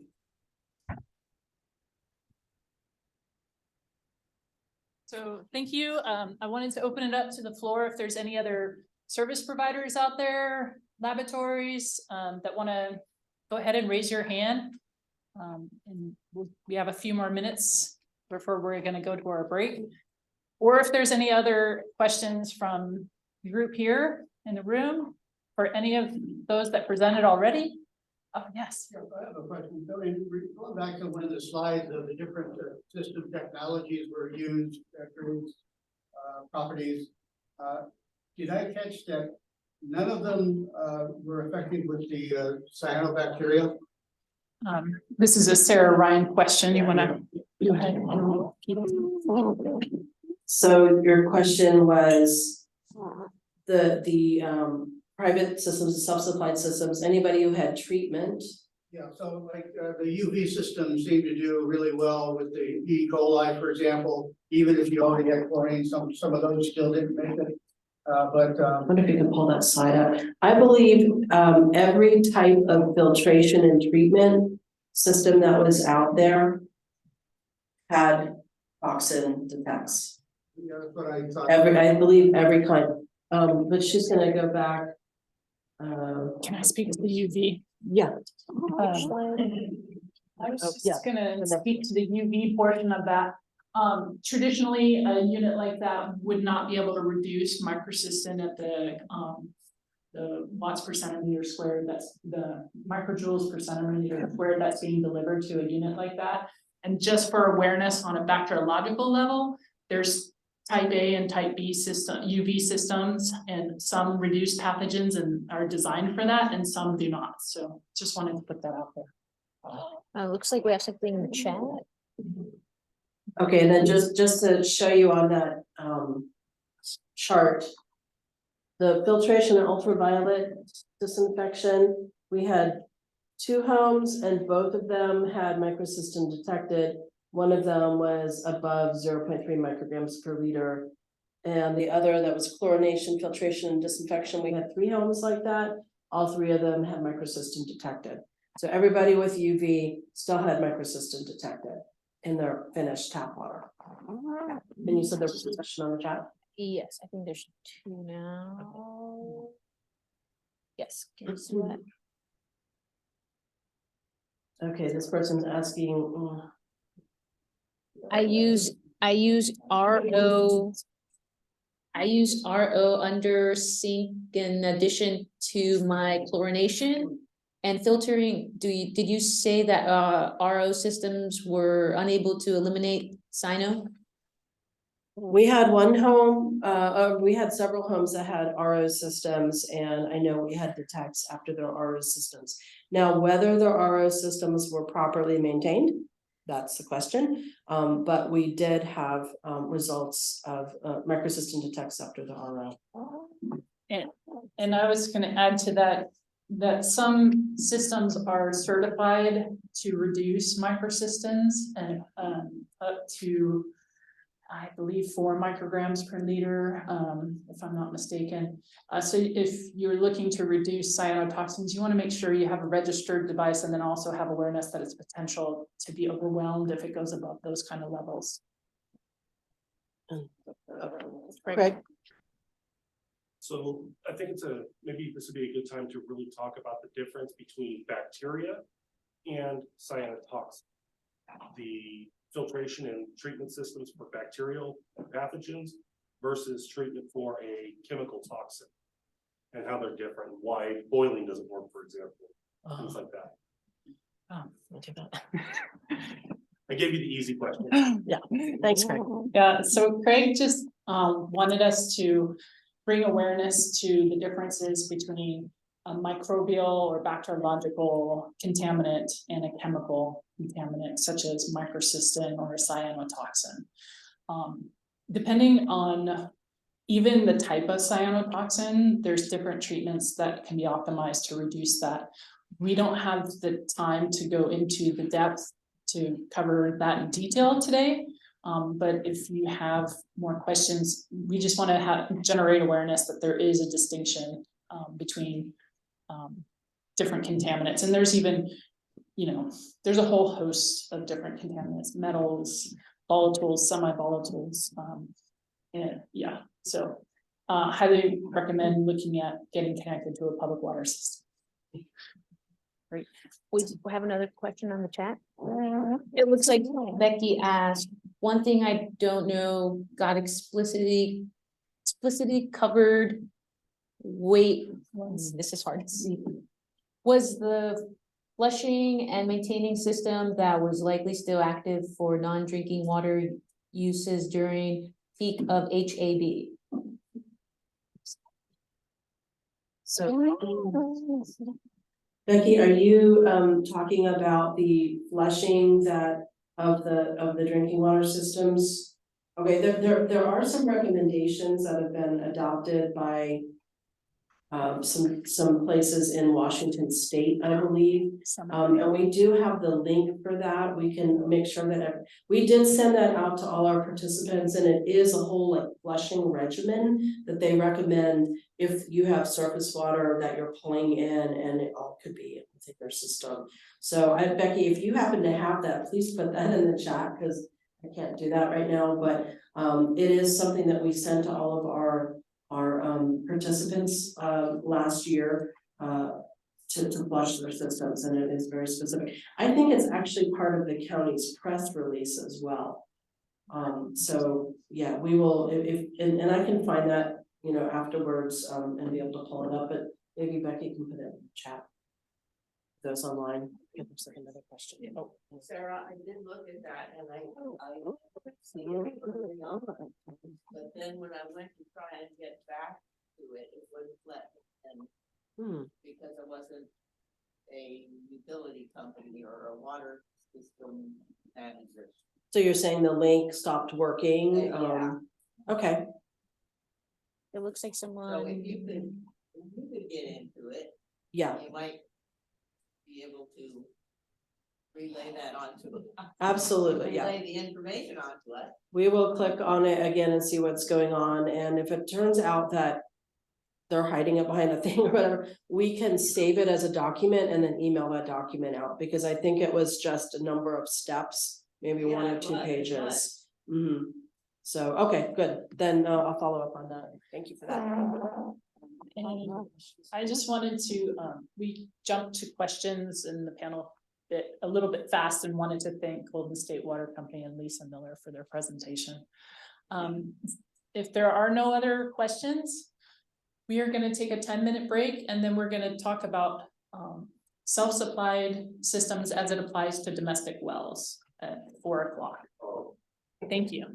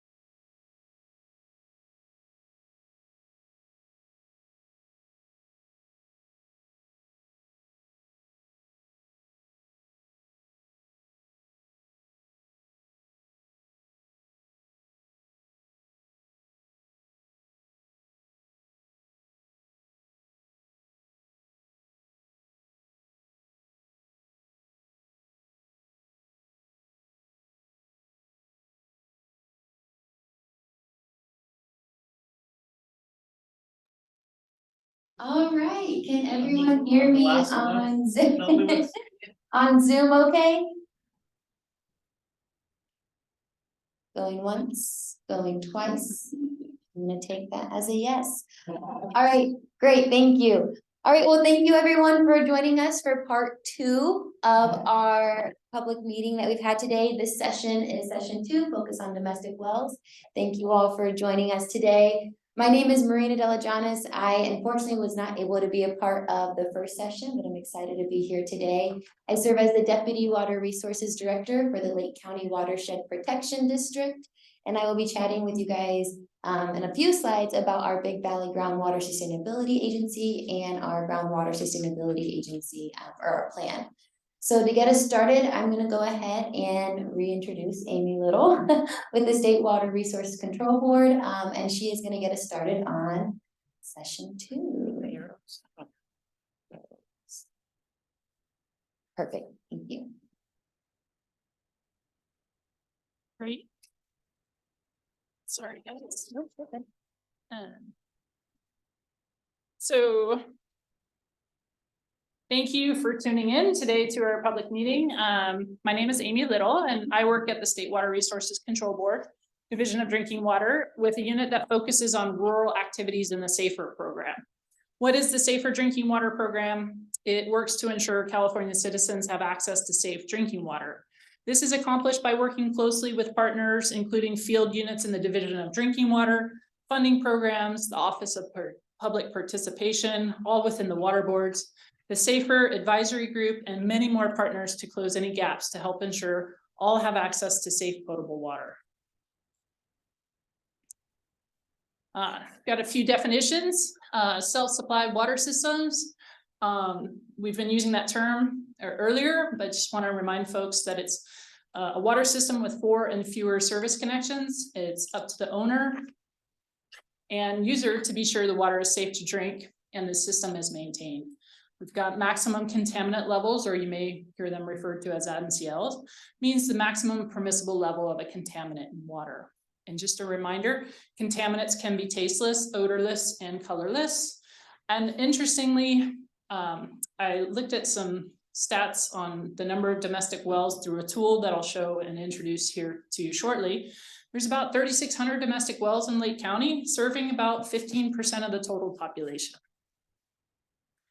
A couple of terms encountered today may include point of use or point of entry, which include treatment at the home to reduce contaminants. Point of use, POU, is treatment under the sink for a dedicated tap, whereas point of entry treatment, or POE, reduces contaminants for the whole house.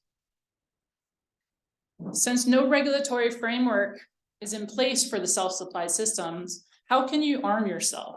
There may be water quality concerns in your system. You don't have the same safeguards as a public water system. So here are some things to do and possibly think about. 1, learn about potential contaminants or activities in the vicinity of the source. 2, you could test to confirm contaminants are present or not. 3, address any test results that show system vulnerabilities. And finally, maintain all water system equipment. There's a new tool available, a 2022 Aquifer Risk Map for domestic well homeowners. The 2022 Aquifer Risk Map was developed to fulfill SB 200 and is intended to help prioritize areas where domestic wells and state small water systems may be accessing groundwater that does not meet primary drinking water standards. The map provides potential chemical contaminant information by square mile with water quality risk in 3 categories: high, medium, and low. Well density is also by square mile and increases with darker shading. And a user can select the public water system service area layer, which will appear in purple, to learn about neighboring public water systems. It does not contain information about bacteriological water quality. Bacteriological water quality should be checked at each domestic well, as each situation is unique. The link for potential chemical contaminants is included here. This tool can also provide quantity information, but there's no time to discuss it today.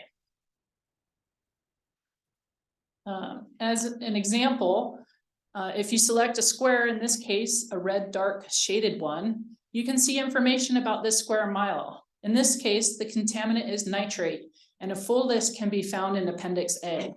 The water quality risk is high because it is anticipated that nitrate will be over the MCL. There are an estimated 17 domestic wells within this square mile. There are some potential solutions available depending on the unique attributes of your community, including consolidation with a public water system, if contaminants are present and found. You could look at potentially a new source. If your nitrate value is really elevated, above 40, it's not likely a new source is going to necessarily find something significantly different. But in some cases, if it's lower, you may want to explore that possibility. There's also point of entry treatment devices, and then there's also point of use treatment devices. Next slide. Thank you. If potential chemical contamination is indicated, it's a good idea to confirm with laboratory results. So where can I test my water? Drinking water laboratories provide a critical service to owners of public water systems, state small water systems, and are available to private homeowners. The table shows a list of laboratories in the region with several contaminants. The link provided includes a comprehensive list of accredited labs in California. Labs will typically provide guidance on sampling and more. If you're laboratory present, feel free to say hello in the chat. Or you could listen to our earlier recording at the end.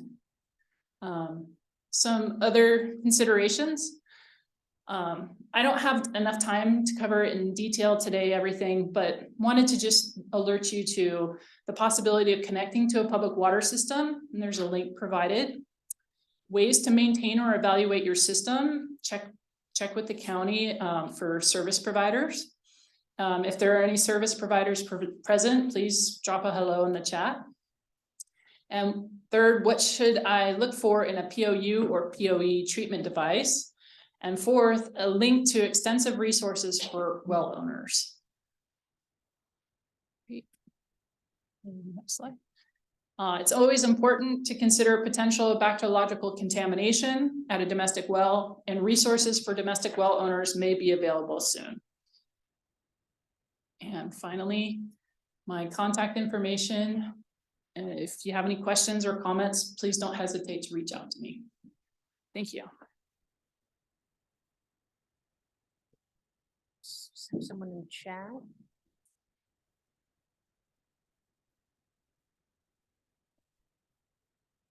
Oh yeah, Carolyn just wants to let people know that she is from the CLR clerk lab. So call her for any more information at 707-530-6251. Did everyone hear that okay? Okay, perfect. And we will, yeah, we'll pause that and and then if you guys need that number in the future, feel free to reach out to me. My name is on the flyer, Marina Delajanis. Call Water Resources, call Sarah Ryan, call Craig Weatherby, Environmental Health, and we'll be able to get you that contact information. So on that note, we are going to go ahead and shimmy on over. Thank you to Environmental Health, Craig Weatherby, who's going to be talking about some more Lake County activity. Yay.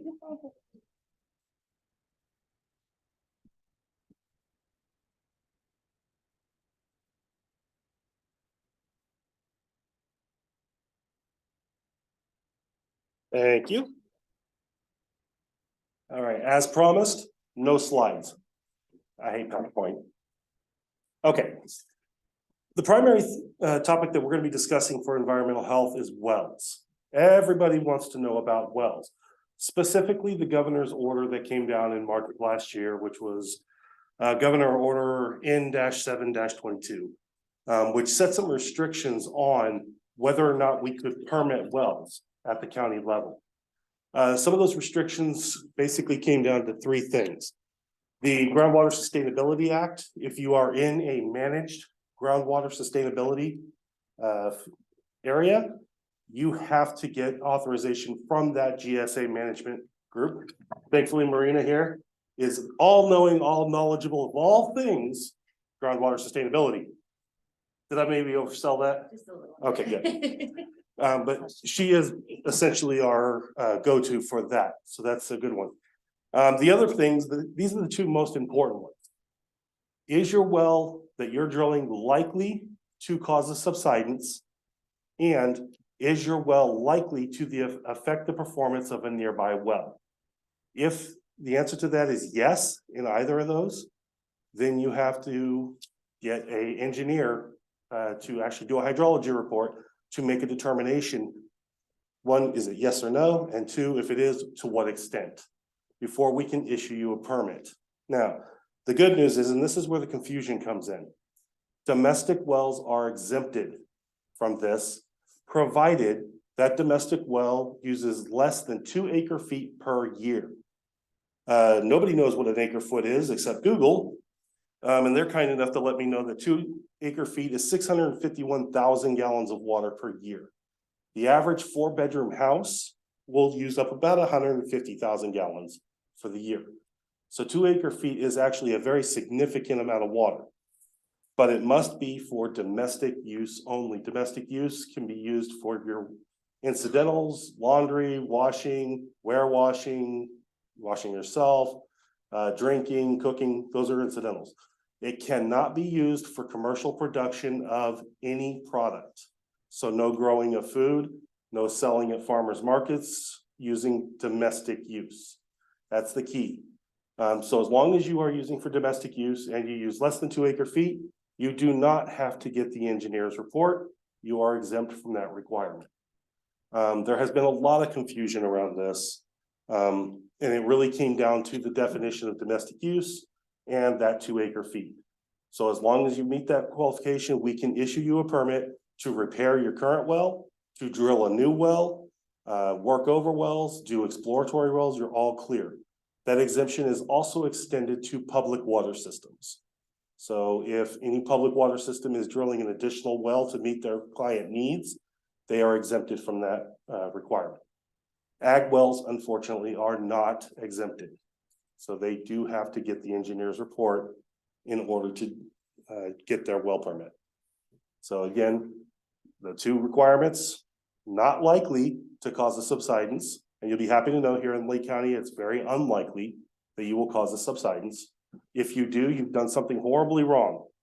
Please don't do that. However, the other one, not likely to affect another well. That is a very difficult one, a very difficult bar to get past because all wells affect other wells, right? The concept of one cup, multiple straws. So we've set a rough number at 1,000 feet. If you are closer than 1,000 feet, there's a good chance that you will affect another well. If you are greater than 1,000, then it is unlikely. Now that number is a line in the sand and it's just a working number. If the hydrology report comes back that 1,500 feet is likely to cause it, well, then there's your new number. So just wanted to get those clear points out there about wells. But yes, we are issuing well permits and you can obtain a well permit. Yes. So you do not need a hydrologic report if you are outside that 1,000 feet and you're using more than the 2 acre-feet per year? That is a really good question, but I don't know. Can you repeat it? Yeah. I would imagine water. Okay. Yeah. Just from your definition of. Yeah. So the question was, if you are outside of that 1,000 feet and you are using more than 2 acre-feet of water per year, is that correct? Would you be required to do the report? Yes, you would. The 2 acre-feet, by exceeding that, you are no longer exempt. You have to get one of those reports regardless if you're using more than that 2 acre. That's correct. If you are going over 2 acre-feet, regardless of it, whether it's ag, domestic, industrial, doesn't matter what the use is. If you're over 2 acre-feet, then you are absolutely not exempt. However, if you are under 2 acre-feet and you are domestic, you are exempt. So any questions? I know it took us several weeks to get that in order. We did have a backlog and a lot of confusion. Yes, sir. Are there quite a few instances here in the county where permits have been denied because the prospective drill site is within 1,000 feet of an existing well? No. No. What's that? Repeat the question. So the question was, has there been any instance where a permit was denied because it was within the 1,000 feet? No, there has been no denial of a permit to date. Again, just because you're within 1,000 feet isn't a guarantee. That's really ultimately up to the hydrological report. If they come back and say, 50 feet, because of the soil condition, or sorry, the ground conditions, the type of rock you're going through, the location of the water, if they feel confident making the claim that this will not affect that well, although 50 feet would be really close. If I was an engineer, I'd be really hesitant to put my stamp on that one. But I'll let them make that determination. If the engineer says it's not likely to affect it, well, then they're gonna probably be okay. However, there's always the problem that you open yourself to liability. If you start a well and you affect your neighbor's well and you're within 1,000 feet, there's always the potential they can come back and say, hey, what happened here? Right? So you want to be careful about that. What are the repercussions if they do? Wait, wow. Question was, what are the repercussions if they do what? If the neighbor comes and says they affected my well, what happens? That is a civil matter. That's Okay, so they could like sue you for. That's, rights yeah. or- Yeah, that's something that they may be able to come back on. If your engineer, let's say you hired an engineer from Nevada, wasn't licensed to practice in California, that might be a basis, right? But that's a legal question you would have to take up with your attorney, take up with your counsel. Very important, I'm not an attorney. Please never take legal advice from me. Can you mention the mydrywell.com? Yes, so mydrywell.com, for those, we are in a drought, right? If your well is going dry, if your well is having issues, mydrywell.com is a Department of Water Resources link that you can actually report a dry well. And by reporting your dry well, it opens you up to the possibility of getting assistance in either repairing your well, deepening your well, or if nothing can be done with your well, if there's just simply no water there, maybe even bringing you in bottled water and other resources during the time that it takes to recharge that well. So very important, she's putting it in the chat, awesome. Mydrywell.gov, very important piece of information there. Any other questions? Because wells are fun. Everybody loves a good well. Yes, ma'am.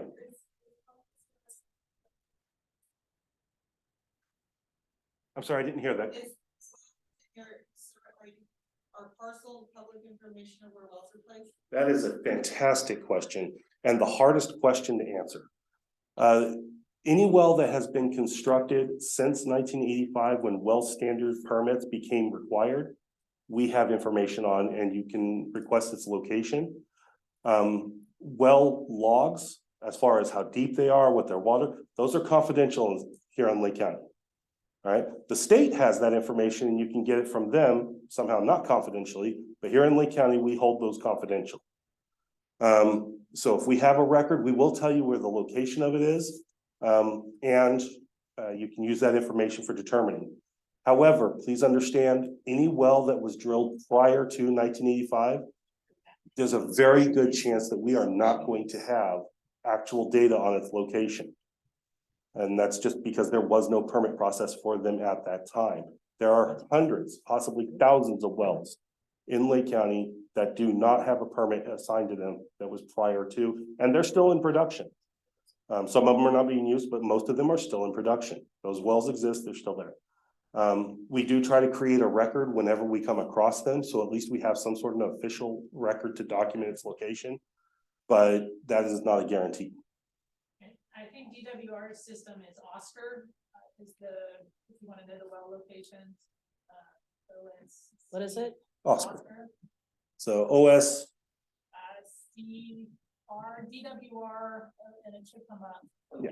So Department of Water Resources does have a link on their website that you can go and look for this information. And you can get it by calling our office, environmental health office. We have, flyers and stuff we can give you. I don't have it in my head at the moment. I wish I had thought to bring one. That would have been forethought. That didn't happen. But yeah, that's a good question. Wells are very difficult because of the fact that there's ones that are built before we had rules. And it doesn't mean that it's an illegal well. It just means we don't have a record. So. All right, I'm getting a lot of nods. I like nods. We have a question. Are well drillers required to report to you on depth, et cetera, of each new well? Yes, absolutely. Carolyn, right? Yes, Yes. Carolyn. Thank you, Carolyn. Yes, well drillers are required to submit their well logs to our office as part of their completion. It's how we close out the permit by receiving those. However, like I said, in Lake County, we hold those as confidential and are only available to the property owner of that lot. We do not give out that information.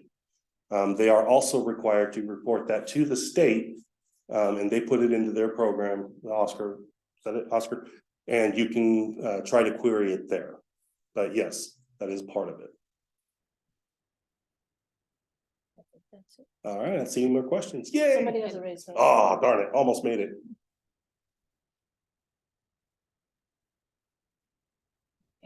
All right, Mr. Prado. Hello? Yes, go ahead. Hello, I'm calling, want to find out, we serve, we're in the process of consolidation project. And, there's gonna be a well connected, I mean, there's gonna be 2 wells, ag wells that are gonna be drilled between the consolidation community that we're bringing in. Do Okay. those 2, how are they reported before they drill them, or how does that go? So yes, in the permitting process, all wells that are drilled in Lake County, regardless of whether they're production wells, drinking water wells, industry wells, borings, there's probably about 30 different types of wells. All wells must have a permit prior to drilling. In that process, they go through, they identify exactly where they're going to be putting that well and the location of very important features such as septic systems, hazardous material areas, livestock feed areas, anything that could potentially contaminate the well must be kept at certain distances. Obviously, you don't want a septic system near a well. I understand it makes the water taste bad. So these are things that we look for prior to issuing the permit. Once the driller has satisfied the requirement, a inspector issues the permit for them to drill. Once they complete the well, they call our office and we send out an inspector to verify the sanitary seal, which is a plug that is put in on the annular space to ensure that no water from the surface makes it down the well casing and contaminates water at the groundwater levels. That's the general process. So yes, they would have to notify where they're putting those wells prior to actually putting them. Did that answer your question? Yeah, kind of, because I'm in Tulare County and I just heard you're up in where? Whitewater? Lake County. Lake County, okay. Well, obviously that's different than every county. I'm afraid so, yes. Water ball standards are governed by Bulletin 7481. It's a state guidance. Every county has their own ordinance as to how they apply those guidelines. Here in Lake County, we have adopted it by ordinance, pretty much verbatim. Pretty much, with a couple of exceptions. Thank you. You're welcome. Thank you. No more hands? Am I off the hot seat? Yes. Thank you.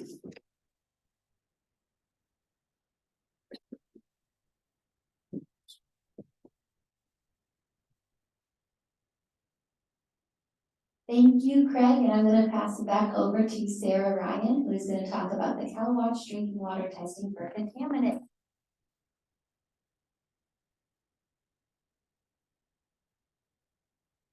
Good afternoon, everyone. My name is Sarah Ryan. I'm the Environmental Director for the Big Valley Band of Pomo Indians. I gave this presentation for the first half, the 2 hours for the intakes. So I'm pulling up, this is the same presentation, so I will be skipping some slides to focus primarily on wells. Certainly we are going to be sending this all the presentations out to anybody who's in the audience here. If you would like a printed copy, please make sure to let us know afterwards and we'll mail it to you. But there is also, if you go to the event page for this or on Facebook, I'll also give you my card, but we can also email it to you. So just let us know. Big Valley Band of Pomo Indians is on the ground did the on-the-ground work for this project called CalWatch, where we are particularly looking at the tap water of people who have their own private self-supplied pipes or wells, pipes into Clear Lake or wells that are near Clear Lake. This is a 5-year program. We're 3 years into it. So I'm going to be talking about year 1 results where we tested the wells, and I'm going to focus on wells for this one. The wells that were near shore to Clear Lake, so approximately 50 feet, but we went a little bit further than that too, further away from the lake. And we gave that limit of space because wells that are close to a water body are most likely under the influence of that surface water. So the CalWatch program is, CalWatch stands for California Water Assessment of Toxins for Community Health. It was a CDC grant awarded to Tracking California, which is connected to the California Department of Public Health. We also have the State Water Resources Control Board as part of it, the Office of Environmental Health Hazards Assessment, and the California Department of Public Health. So and as I mentioned, it's a 5-year grant. Okay, move to the next slide. So year 1, we were basically trying to identify all of the homes around Clear Lake that were not on public water systems. There was no list, so we had to do some mapping for that. And we wanted to basically see what is the water quality, what are people's tap water looking like who have their own wells or intakes, but I'm talking about wells on this for this session. So for people who have near shore wells, what does their tap water look like? They're not under any regulations, as Amy mentioned, and this is an opportunity for people to get some free testing. We did some outreach with all the locals, and were able to get a number of people signed up who were getting their drinking water from their own wells. We did test that water and return the results and to the participants, and also shared the information that we got in a general sense to the state and local agencies. Okay, next slide. The orange that you see on the map here are the properties along Clear Lake that are not hooked to public water systems that have homes that are on these properties. So the criteria was that it was a shoreline property, that was some sort of household structure on it, and they had they were not hooked to public water systems. So in the case of what we're seeing right there, many of those are intakes, but some of those are wells. We had a total of 54, so approximately 500 shoreline properties that were eligible. About 54 homes participated in our testing, which is basically testing their tap water. And again, some of those were wells. These were homes that were primarily, people lived in them full time. Some of them were rented out as vacation homes. Next slide, please. We did do some eligibility with everybody who was interested. They had to, we went through a screening process and also asked people quite a few questions about how they use the water. So those are just a few slides of that. We also tested for, what we tested for was nitrates, total coliform, E. coli, and also aquatic herbicides. If people had a well, intakes or wells that were close to the treatment areas, and what you see on that slide are some the treatment areas for the hydrolo program, the CDFA's herbicide treatments they do on the lake. We reached out to the property owners and said, hey, they're doing testing, they're doing applications of the herbicide. Would you like us to take a test of your tap water? So we had multiple things that we were testing for, and also cyanotoxin testing. Okay, next slide. So we're going to skip the intakes. The intakes had a lot more trouble with their drinking water. So let's move to wells, because that's what we're focusing on with this presentation. So we had a total of 8. So this is a table of bacteria and nitrates results for the wells. So if you look at the bolded line where it says wells 18. So we had 18 wells in our program who participated in year 1. And 4 of them had total coliform detects. 1 of them had an E. coli detect in their tap water. 10 of them had nitrates. And then you can see the percentages. So basically 56% of the wells that we tested had nitrates detected in their tap water.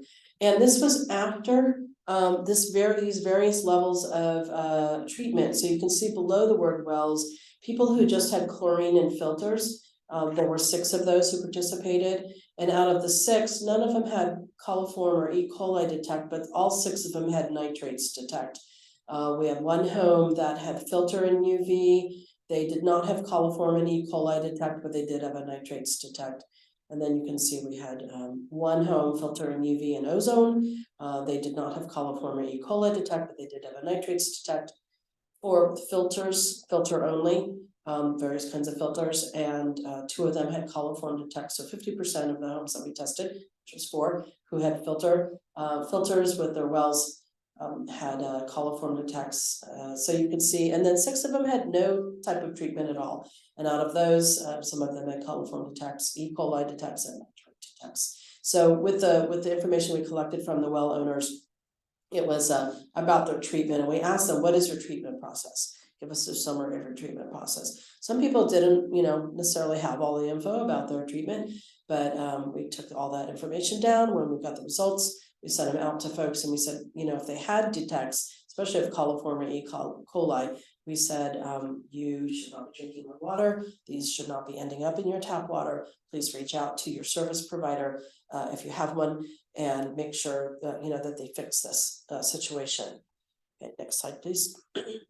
So with herbicides, let's skip down to the wells. We tested 5 wells that were near shore to Clear Lake to see if during right after an herbicide application that was near them, usually kind of right within the property line on the shoreline, and none of them had herbicide detects. Out of the ones that we tested, 2 of them had chlorine and filter, 3 of them had no treatment whatsoever, but there was no herbicide detected in the tap water. I just want to point out that that was a tough one to test, because depending on how much water people are using, they might have, already kind of catching herbicides in someone's tap water, any contaminants, especially if it's just like a drop in the bucket, might be just a moment where we can test it. We might not have tested it at the right time, but again, no wells had detects of herbicides. Of the intakes, 1 of them did.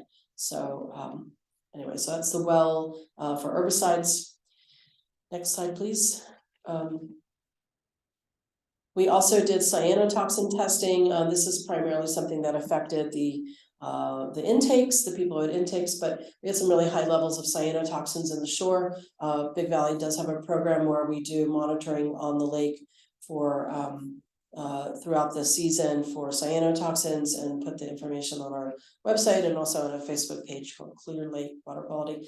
But when this was happening on the lake, we reached out to, we're able to do 2 sets of cyanotoxin monitoring for our participants. We also looked at their water under the tap, or their tap water under the microscope to see if any cyanobacteria was coming through. And for a lot of the intakes, it was. But let's move into the next slide, where you can just see, this is a map of most frequently tested, our main sites that we sampled in 2021, and the most frequent toxin level. You can see in the lower in Oaks Arm with all the red arrows that those are the ones that had danger as at the sampling location, which was on the shoreline for most of the year, for most of our through June through October. And you can see with that sign, which is a recommended sign the state says to use when you have danger levels of cyanotoxin, which is a microcystin, which is a liver toxin, that you should not be swimming in that area, drinking the water from there, eating the fish from there, or letting your animals in, or even boating. So that is a problem, for the Oaks and Lower Arm, but that's reality. So when we were seeing these levels on the lake, move to the next slide, we, as I said, reached out to the public health officer and the county as well, and just said, we have these vulnerable systems, the intakes are more vulnerable than the wells, as we were seeing with the data. But this is because EPA has a health advisory for microcystin and also cylindrospermopsin, which is another toxin. We reached out to them and said, we're concerned about the possibility of toxins being in people's tap water, because they already have vulnerable systems. Even the public water systems have to work really hard to make sure that toxins don't get through. This slide is basically what the toxin requirements are with the health advisory. It's not a regulation at this point, it's not safe drinking water, but it is something that is recommended to be below the 0.3 micrograms per liter for microcystin, because that's where children, anything above that, there could be health impacts for children. So that's the level at which we were kind of measuring all things when we were doing cyanotoxin analysis of the tap water. Looks like those pictures there are actual pictures of people's tap water under the microscope. Those are multiple kinds of cyanobacteria. We did see, and these were just for the intakes, so I'm going to go through this very quickly. The intakes had levels as high as 3.85, which is an order of magnitude higher than the US EPA health advisory for microcystin. And again, these were getting through to even the cyanobacteria itself, both the bacteria and the toxin were making it through people's treatment processes with intakes, which included even RO was making it past that in people's intakes, and certainly other levels of treatment. Side. We also did this in November after the toxin levels had mostly subsided in the lake, and found that there were still many homes intakes that had cyanotoxins in their tap water. Again, those are pictures of the tap water samples microscopy. The next slide. So this chart right here is, let's focus on the wells. This is something, our project has been published in CDC's Morbidity and Mortality Weekly Report. You can see the URL at the bottom. It was released in mid-October. And for wells, we did test 6 wells that were near shore to Clear Lake for cyanotoxins, particularly microcystin and also anotoxin, and found that none of them had detects of microcystin. So none of them had detects over the EPA health advisory. As you can see, for intakes, it's a different story. More than 50% had actually way more, 22 out of 31 had microcystin detected in their tap water after all of those levels of treatment. But for wells, that is not the case. Even if they had no treatment at all, out of the 15 wells that we tested, there was still no, the tap water, there was no microcystin detected. Next slide, please. This photo or this graphic here is showing the triangles are the toxin levels from our ambient water monitoring program, where we're doing water monitoring throughout the lake. The squares are the wells that we tested, and a lot of them are hidden under the red circles. The circles are the intakes. So for all of the wells that we tested, again, it's showing that there was no detection of microcystin in the wells, even if there were higher levels of toxins in the ambient water. So this graphic is really more to kind of see what the intakes are doing, but we can also see the good news that the tap water from the wells were not, no microcystin was detected. Next slide, please. With the results that came out, we did send the lab results for total transparency. We also sent our field sheets to our participants and gave them guidance about not only cyanotoxins, but also all of the different contaminants, so that they were able to read up on it and make their own decisions about how they want to move forward. We did make recommendations that people had total coliform or E. coli present in their tap water, or also cyanotoxins or cyanobacteria, that they don't drink the water until they make their service their system. Next slide, please. We did for the intakes, the county issued an advisory that people do not drink the water if they're getting it directly from the lake, if they had intakes. Again, this was not directed to wells, but this advisory was in place from September to November of last year to ensure that people were not drinking water that was had cyanotoxins that were at unhealthy levels. And there are efforts right now going on for public water systems to expand their services in areas around the lake where there aren't, where people have their own private systems and wells, so that if people did want to hook up to public water systems and have a greater level of treatment, that they would have that option. So please. Our preliminary results for year two, we were looking at intakes and nearshore wells at the creeks in Lake County. Let's look at the wells. We had 37 wells that participated this time. 32% have had total coliform detects, 3% with E. coli detects in their tap water, 46% with nitrates detects. The intakes, we had a lot fewer intakes this year because most people who get their drinking water near creeks, creeks are so flashy, they only run when it's raining for the most part. So a lot of people had wells. So that's our preliminary. We'll have similar outreach and stuff for the community once we are kind of finished wrapping up the quality control of our year two. Year three, we'll be putting information out shortly about that. Most likely, we're going to be open to people participating if they haven't yet. If they got wells, if they got intakes on the lake or on the creeks or wells that are nearby, we'll be open to doing free tap water analysis for them as well. Next slide, please. Just my contact info, the cal-watch.org. Big Valley Rancheria's website, bvrancheria.com/EPA, and you can get straight to our program. And that's my contact info. Probably out of time for questions, but thank you very much.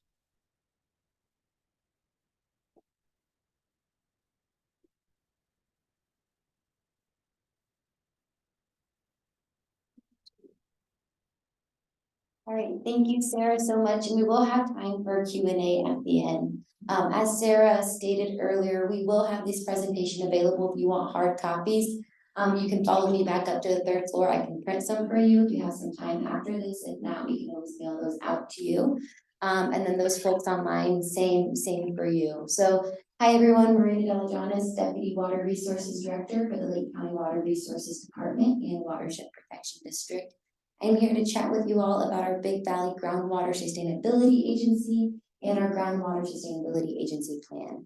So this item is specific to our Big Valley Groundwater Basin, which I have a map up here on the next slide. I'm also joined by William Fox, Water Resources Program Coordinator. He oversees our groundwater monitoring program and our groundwater management program. So if there are questions about what the county is doing in terms of groundwater monitoring, William and I can address any questions. And he also has some maps here too for those folks joining us in the chambers. All right, so what is our Big Valley Groundwater Basin? So we have roughly 13 groundwater basins throughout the entire county, but we only have one priority basin as outlined by California Department of Water Resources, Bulletin 118. So what Bulletin 118 is it basically is just an identification tool and identifies all the different groundwater basins in the state. You can see here with this map, that is my mic, that's not a mouse. You can see, thank you.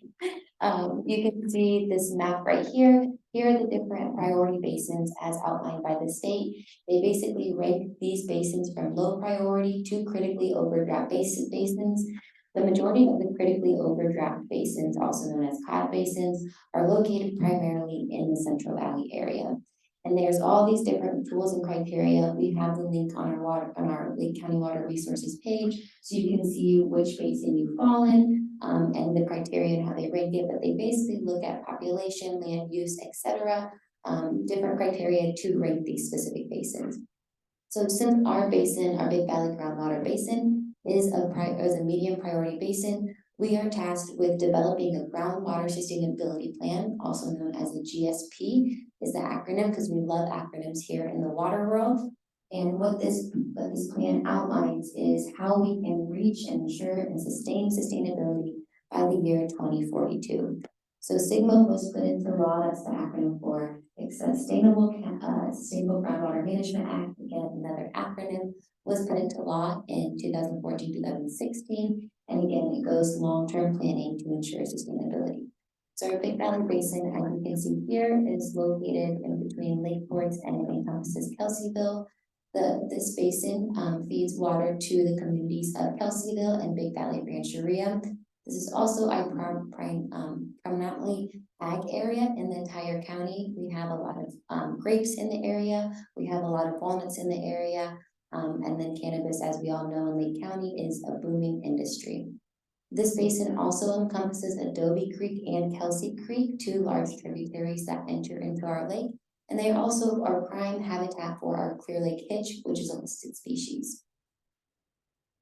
So with our Big Valley Groundwater Sustainability Plan, Sigma provides the framework for local entities such as us at the county. We are tasked with the protection and preservation of all the waters in the county, including surface water and groundwater. What Sigma does, it provides us that framework to make sure that we develop this plan appropriately. We bring all the voices and users to the table, and that we are developing this plan to cater to our specific groundwater basin. So one of the first steps that we had to complete was develop a Groundwater Sustainability Agency, another acronym. Do not worry, there will not be a quiz after this presentation, unless you guys are interested in that. Our Groundwater Sustainability Agency, also known as the GSA, is the Board of Directors of the Watershed Protection District, who also acts as the Board of Supervisors.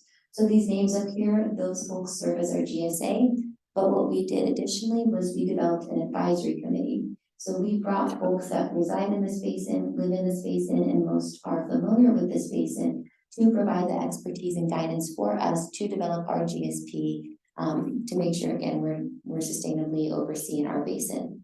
Our Groundwater Sustainability Agency Advisory Committee, another acronym, GSPAC. So the folks that we have at the table for our GSPAC, we have a representative of Water Resources, myself, I serve as the lead. We also have friends from special districts. Big Valley Rancheria, Sarah Ryan has been a big component of developing our GSP. The Lake County Land Trust, we had a representative from the Kelseyville Unified School District, Lake County Farm Bureau, Tri-Council, and domestic well owners. Now, the state did provide us strong guidance on who to bring to the table. That is based in Water Code 10723. That is irrelevant, but again, just another example of how the state provided us that framework. So the intent of the advisory committee, as you can see on the slide here, is to provide community stakeholder perspective and participation in local Sigma implementation. Our GSPAC helped us identify and review resource materials. So this is a very lengthy document, and this is all available on our Water Resources website. Assisted in drafting of the GSP sections and provide guidance for the Big Valley GSA and Board of Directors. With this, we tried to make this process as public facing as possible. We do acknowledge it was a very short timeline to develop our GSP. We had less than a year to develop the GSP per the deadline of January 31st, 2022 as outlined by the state. Now that GSP is in currently review process from the state, so we had multiple public comment opportunities. With that, we had over 30 meetings, public meetings, and those are all archived on our Water Resources website. So if you ever need some free time or you ever have some downtime and you want to learn all about the GSP and you have a lot of hours on your hand, check out our public meetings. All of that meeting material, including minutes and slides, are also on our website. And we intend now, as we already developed our GSP, again, we're waiting for approval or comments from the state. We're moving towards the implementation. So the development of our GSP was just step one of 500. Now we're in the actual implementation of GSP. So some of the components that we have in our GSP, again, is required by Sigma. So describing the basic basin conditions, what water sources are used in the basin, and what are basin conditions related to those uses. Defining the basin sustainability. So again, each basin is unique. We cater that specifically to our Big Valley Basin. And basically what we did in this section is what is sustainable groundwater management in our Big Valley Groundwater Basin. We also identified projects and management actions, PMAs, and implementation plans. So what are we actually going to do boots on the ground? How can we reach that sustainability? And then, of course, develop and adopt GSP. So we developed the GSP, the GSA adopted the GSP, and now we're waiting for state's comments or approval. If the state does not approve our GSP, we do have a window to correct any comments or questions that the state posed upon us, to make sure, again, that we are catering to those questions or comments or data gaps specifically that we were not able to provide in our GSP. So again, our Big Valley Groundwater Sustainability Plan is currently on our Water Resources website. You will find a link to the California Department of Water Resources portal. I have that link provided here on the slide. You can click on it and you can have all the information to our groundwater basin and then the related plan content. Again, that is currently in review by the state. They have a hefty load on their desk. They are currently reviewing over 70 GSPs throughout the state. So they have a lot of work to do. So what are we doing in terms of next steps? We're kind of in this limbo period until we can get the plan developed or comments received from the state, but that is not stopping us. We are full steam ahead. Right now, we actually have a groundwater sustainability plan advisory committee meeting next Friday. Those are all public meetings. All of that information is on the water resource and our water resources website. So please feel free to attend and participate if you want your voice to be heard. We are planning on adopting our GSPAC charter. So again, we do have a charter document for our advisory committee, but now that we're moving into, we call it GSPAC 2.0 as we're moving into the implementation aspect, we will be readopting that charter. And with that, we also have some vacant seats that we do need to fill on that charter, on that advisory committee. We have 2 underrepresented user seats. We have been able to not fill these since we developed our advisory committee. This is one of our key components and key users that we really need to have represented on our GSPAC. So if you are familiar with anyone, if you think that you may be able to fill that seat, please give me a call, send me an email, come and say hi to me on the 3rd floor, and we can chat more about it. We're also looking for a private user. Formerly, we had the Kelseyville Unified School District, but unfortunately, they had to step away from this go around. We are currently seeking a domestic well owner, which I have a feeling we might have a few of those in the room. And that's also going to be a key component as we are in the early stages of developing a domestic well owner guidebook, which is going to be key for you all and folks moving forward to just give you all the information and resources that you need. And we're really going to be leveraging that expertise from that domestic well owner that's residing in the Big Valley Groundwater Basin. And then we're also seeking another environmental seat. So these are just some of the seats that we have. We are still planning on adopting the charter before we can fill these seats. But again, we need these seats filled as quickly as possible to make sure that we bring all uses and users to the table. Another big next step that we are in the early stages of working on is the Prop 68 Sustainable Groundwater Management Implementation Grant. There's a grant that is being solicited by the California Department of Water Resources that is due December 16th, 2022. We were able to be awarded a little under 1.4 million from DWR for their planning grant of the same caliber. Then those funds were used to develop our GSP. So as we can assume, this costs a lot of money, a lot of time, and a lot of resources. So it's going to be key for us to apply for that grant funds. Sarah, I need to chat with you a little bit about that as well.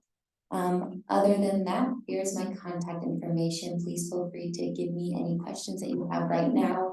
If not, feel free to give me a call or send me an email. But I think with that being said, we have a few minutes for Q&A for all the panelists today. So I'll go ahead and open it up right here. Does the groundwater basin have to be stressed in order to have a GSA? That is a great question. So the question for those friends on Zoom was, does the groundwater basin have to be stressed for it to have a GSA? Technically, no. So the Scotts Valley aquifer, they actually have a GSA, which is the city of Lakeport. They encompass part of the aquifer, the city's jurisdiction, but not the entire aquifer. So you can form a GSA. It's up to Lake County to, since we are the local entity tasked with overseeing it, you would work with your local entity, or if you're in a basin that the city of Clear Lake, for example, oversees, they can form a GSA, but they're not required to do so as outlined by SGMA. And is there a reason that you would form one if it wasn't stressed? If you were concerned, I mean, drought, that's a big part of this, right? Climate change, our climate is changing quicker than we can, keep up with it. So that could be an opportunity. We at the local level here with the Watershed Protection District, our main priority is complying with SGMA for our Big Valley Basin. It takes a lot of boots on the ground and resources, but that doesn't say that we are not keeping an eye out on our other basins. So we do well testing twice a year for all of our groundwater basins. We have been doing routine groundwater monitoring since the 60s. So we do have a good set of data of these different groundwater basins, their conditions, and their hydrology as well. And we are doing other projects as well in terms of groundwater monitoring, etc. Question. Did you want to add something? Yeah. Thanks. So the reason why basins are identified to have to do a GSA is it's based on a formula of irrigated acres, so agriculture and number of people who live on it and a few other things. So the state like mandated that medium and high priority basins have to do groundwater sustainability plans, and again, it's based on a formula. And also since you mentioned the wells that the county checks for water levels twice a year, I did want to put out a plug. Big Valley is we have some water level indicators in wells along Adobe and Kelsey Creeks in the Big Valley area. And if anybody is listening right now or in the room and they would like to be a part of our program where we will install a water level indicator in your well if you're close to Adobe and Kelsey Creeks, or I think we're even going to open up to Coal Creek. If you want to have that data, we do download it and we'll send it to you if you become a part of this thing, and you will be getting readings of your groundwater level every 15 minutes. So you'll have a wealth of information. We download it quarterly and we'll send it to you. And we're actually working with hydrologists to better understand what's going on with the groundwater levels in areas in Big Valley. So we'll be putting something out on Facebook about it. But if there's anyone who's listening right now, we are going to be receiving funding to install 3 more homes.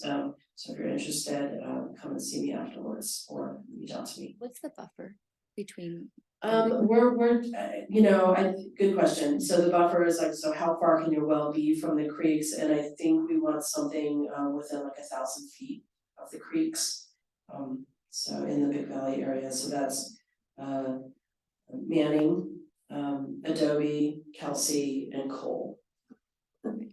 Thank you. Great. Any questions? Yeah, right here. Are you guys providing a list of committees of engineers and hydrogeologists performing these assessments? Yeah, so that's a good question. The question was, are we providing a list to the community about any hydrologists or engineers that are conducting these assessments? Is that correct?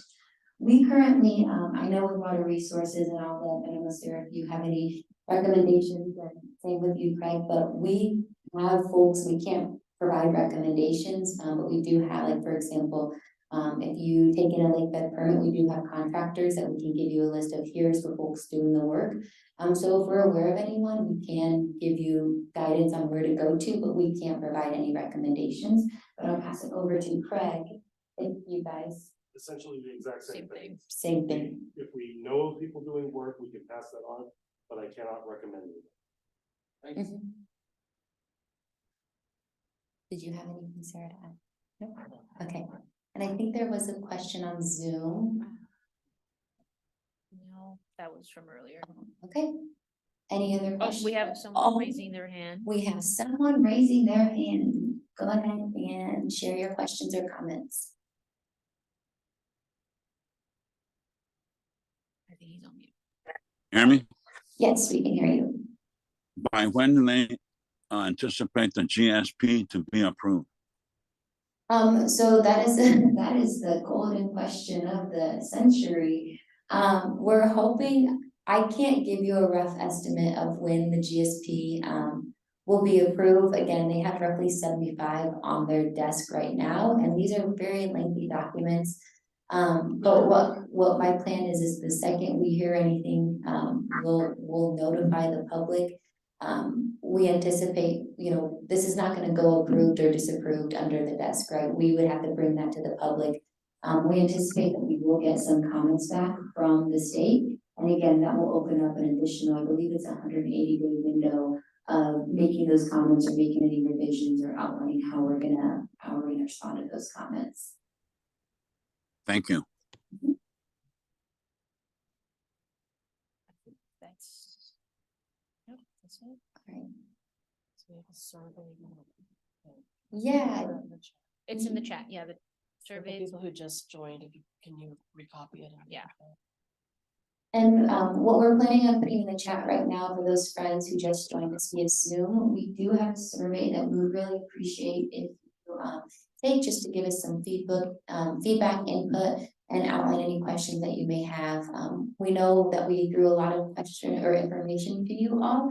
So we thank you so much for spending your Thursday or Friday junior evening with us. I'm gonna go ahead and pass it over to Will in a second, but again, our contact information is up here. If you reach out to anyone up here, or friends at the state, we'll be able to provide you in the direction that you need to be, but thank you all for joining us, and I'm gonna, Will, do you have something? I was just gonna say, apparently the Department of Water Resources has to evaluate GSPs 2 years from their submittal date. So they have to make that determination within 2 years. All right, so we have 2 years from January 31st, 2022. Hence the reason why we are not waiting for the thumbs up or thumbs down from the state. We acknowledge there's a lot of great things that we could be doing to reach sustainability. So I hopefully that answered your question, Michael, and I see your hand up raised. Yeah, go ahead.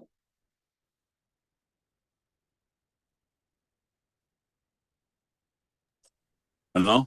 Yes, we can hear you. Okay, I just wanted to, if there's any veterans out there, happy Veterans Day. I'm sorry. Thank you. No, you don't apologize. Thank you. Happy Veterans Day, everyone. All right, well, thank you so much for joining us. Safe travels and have a great week.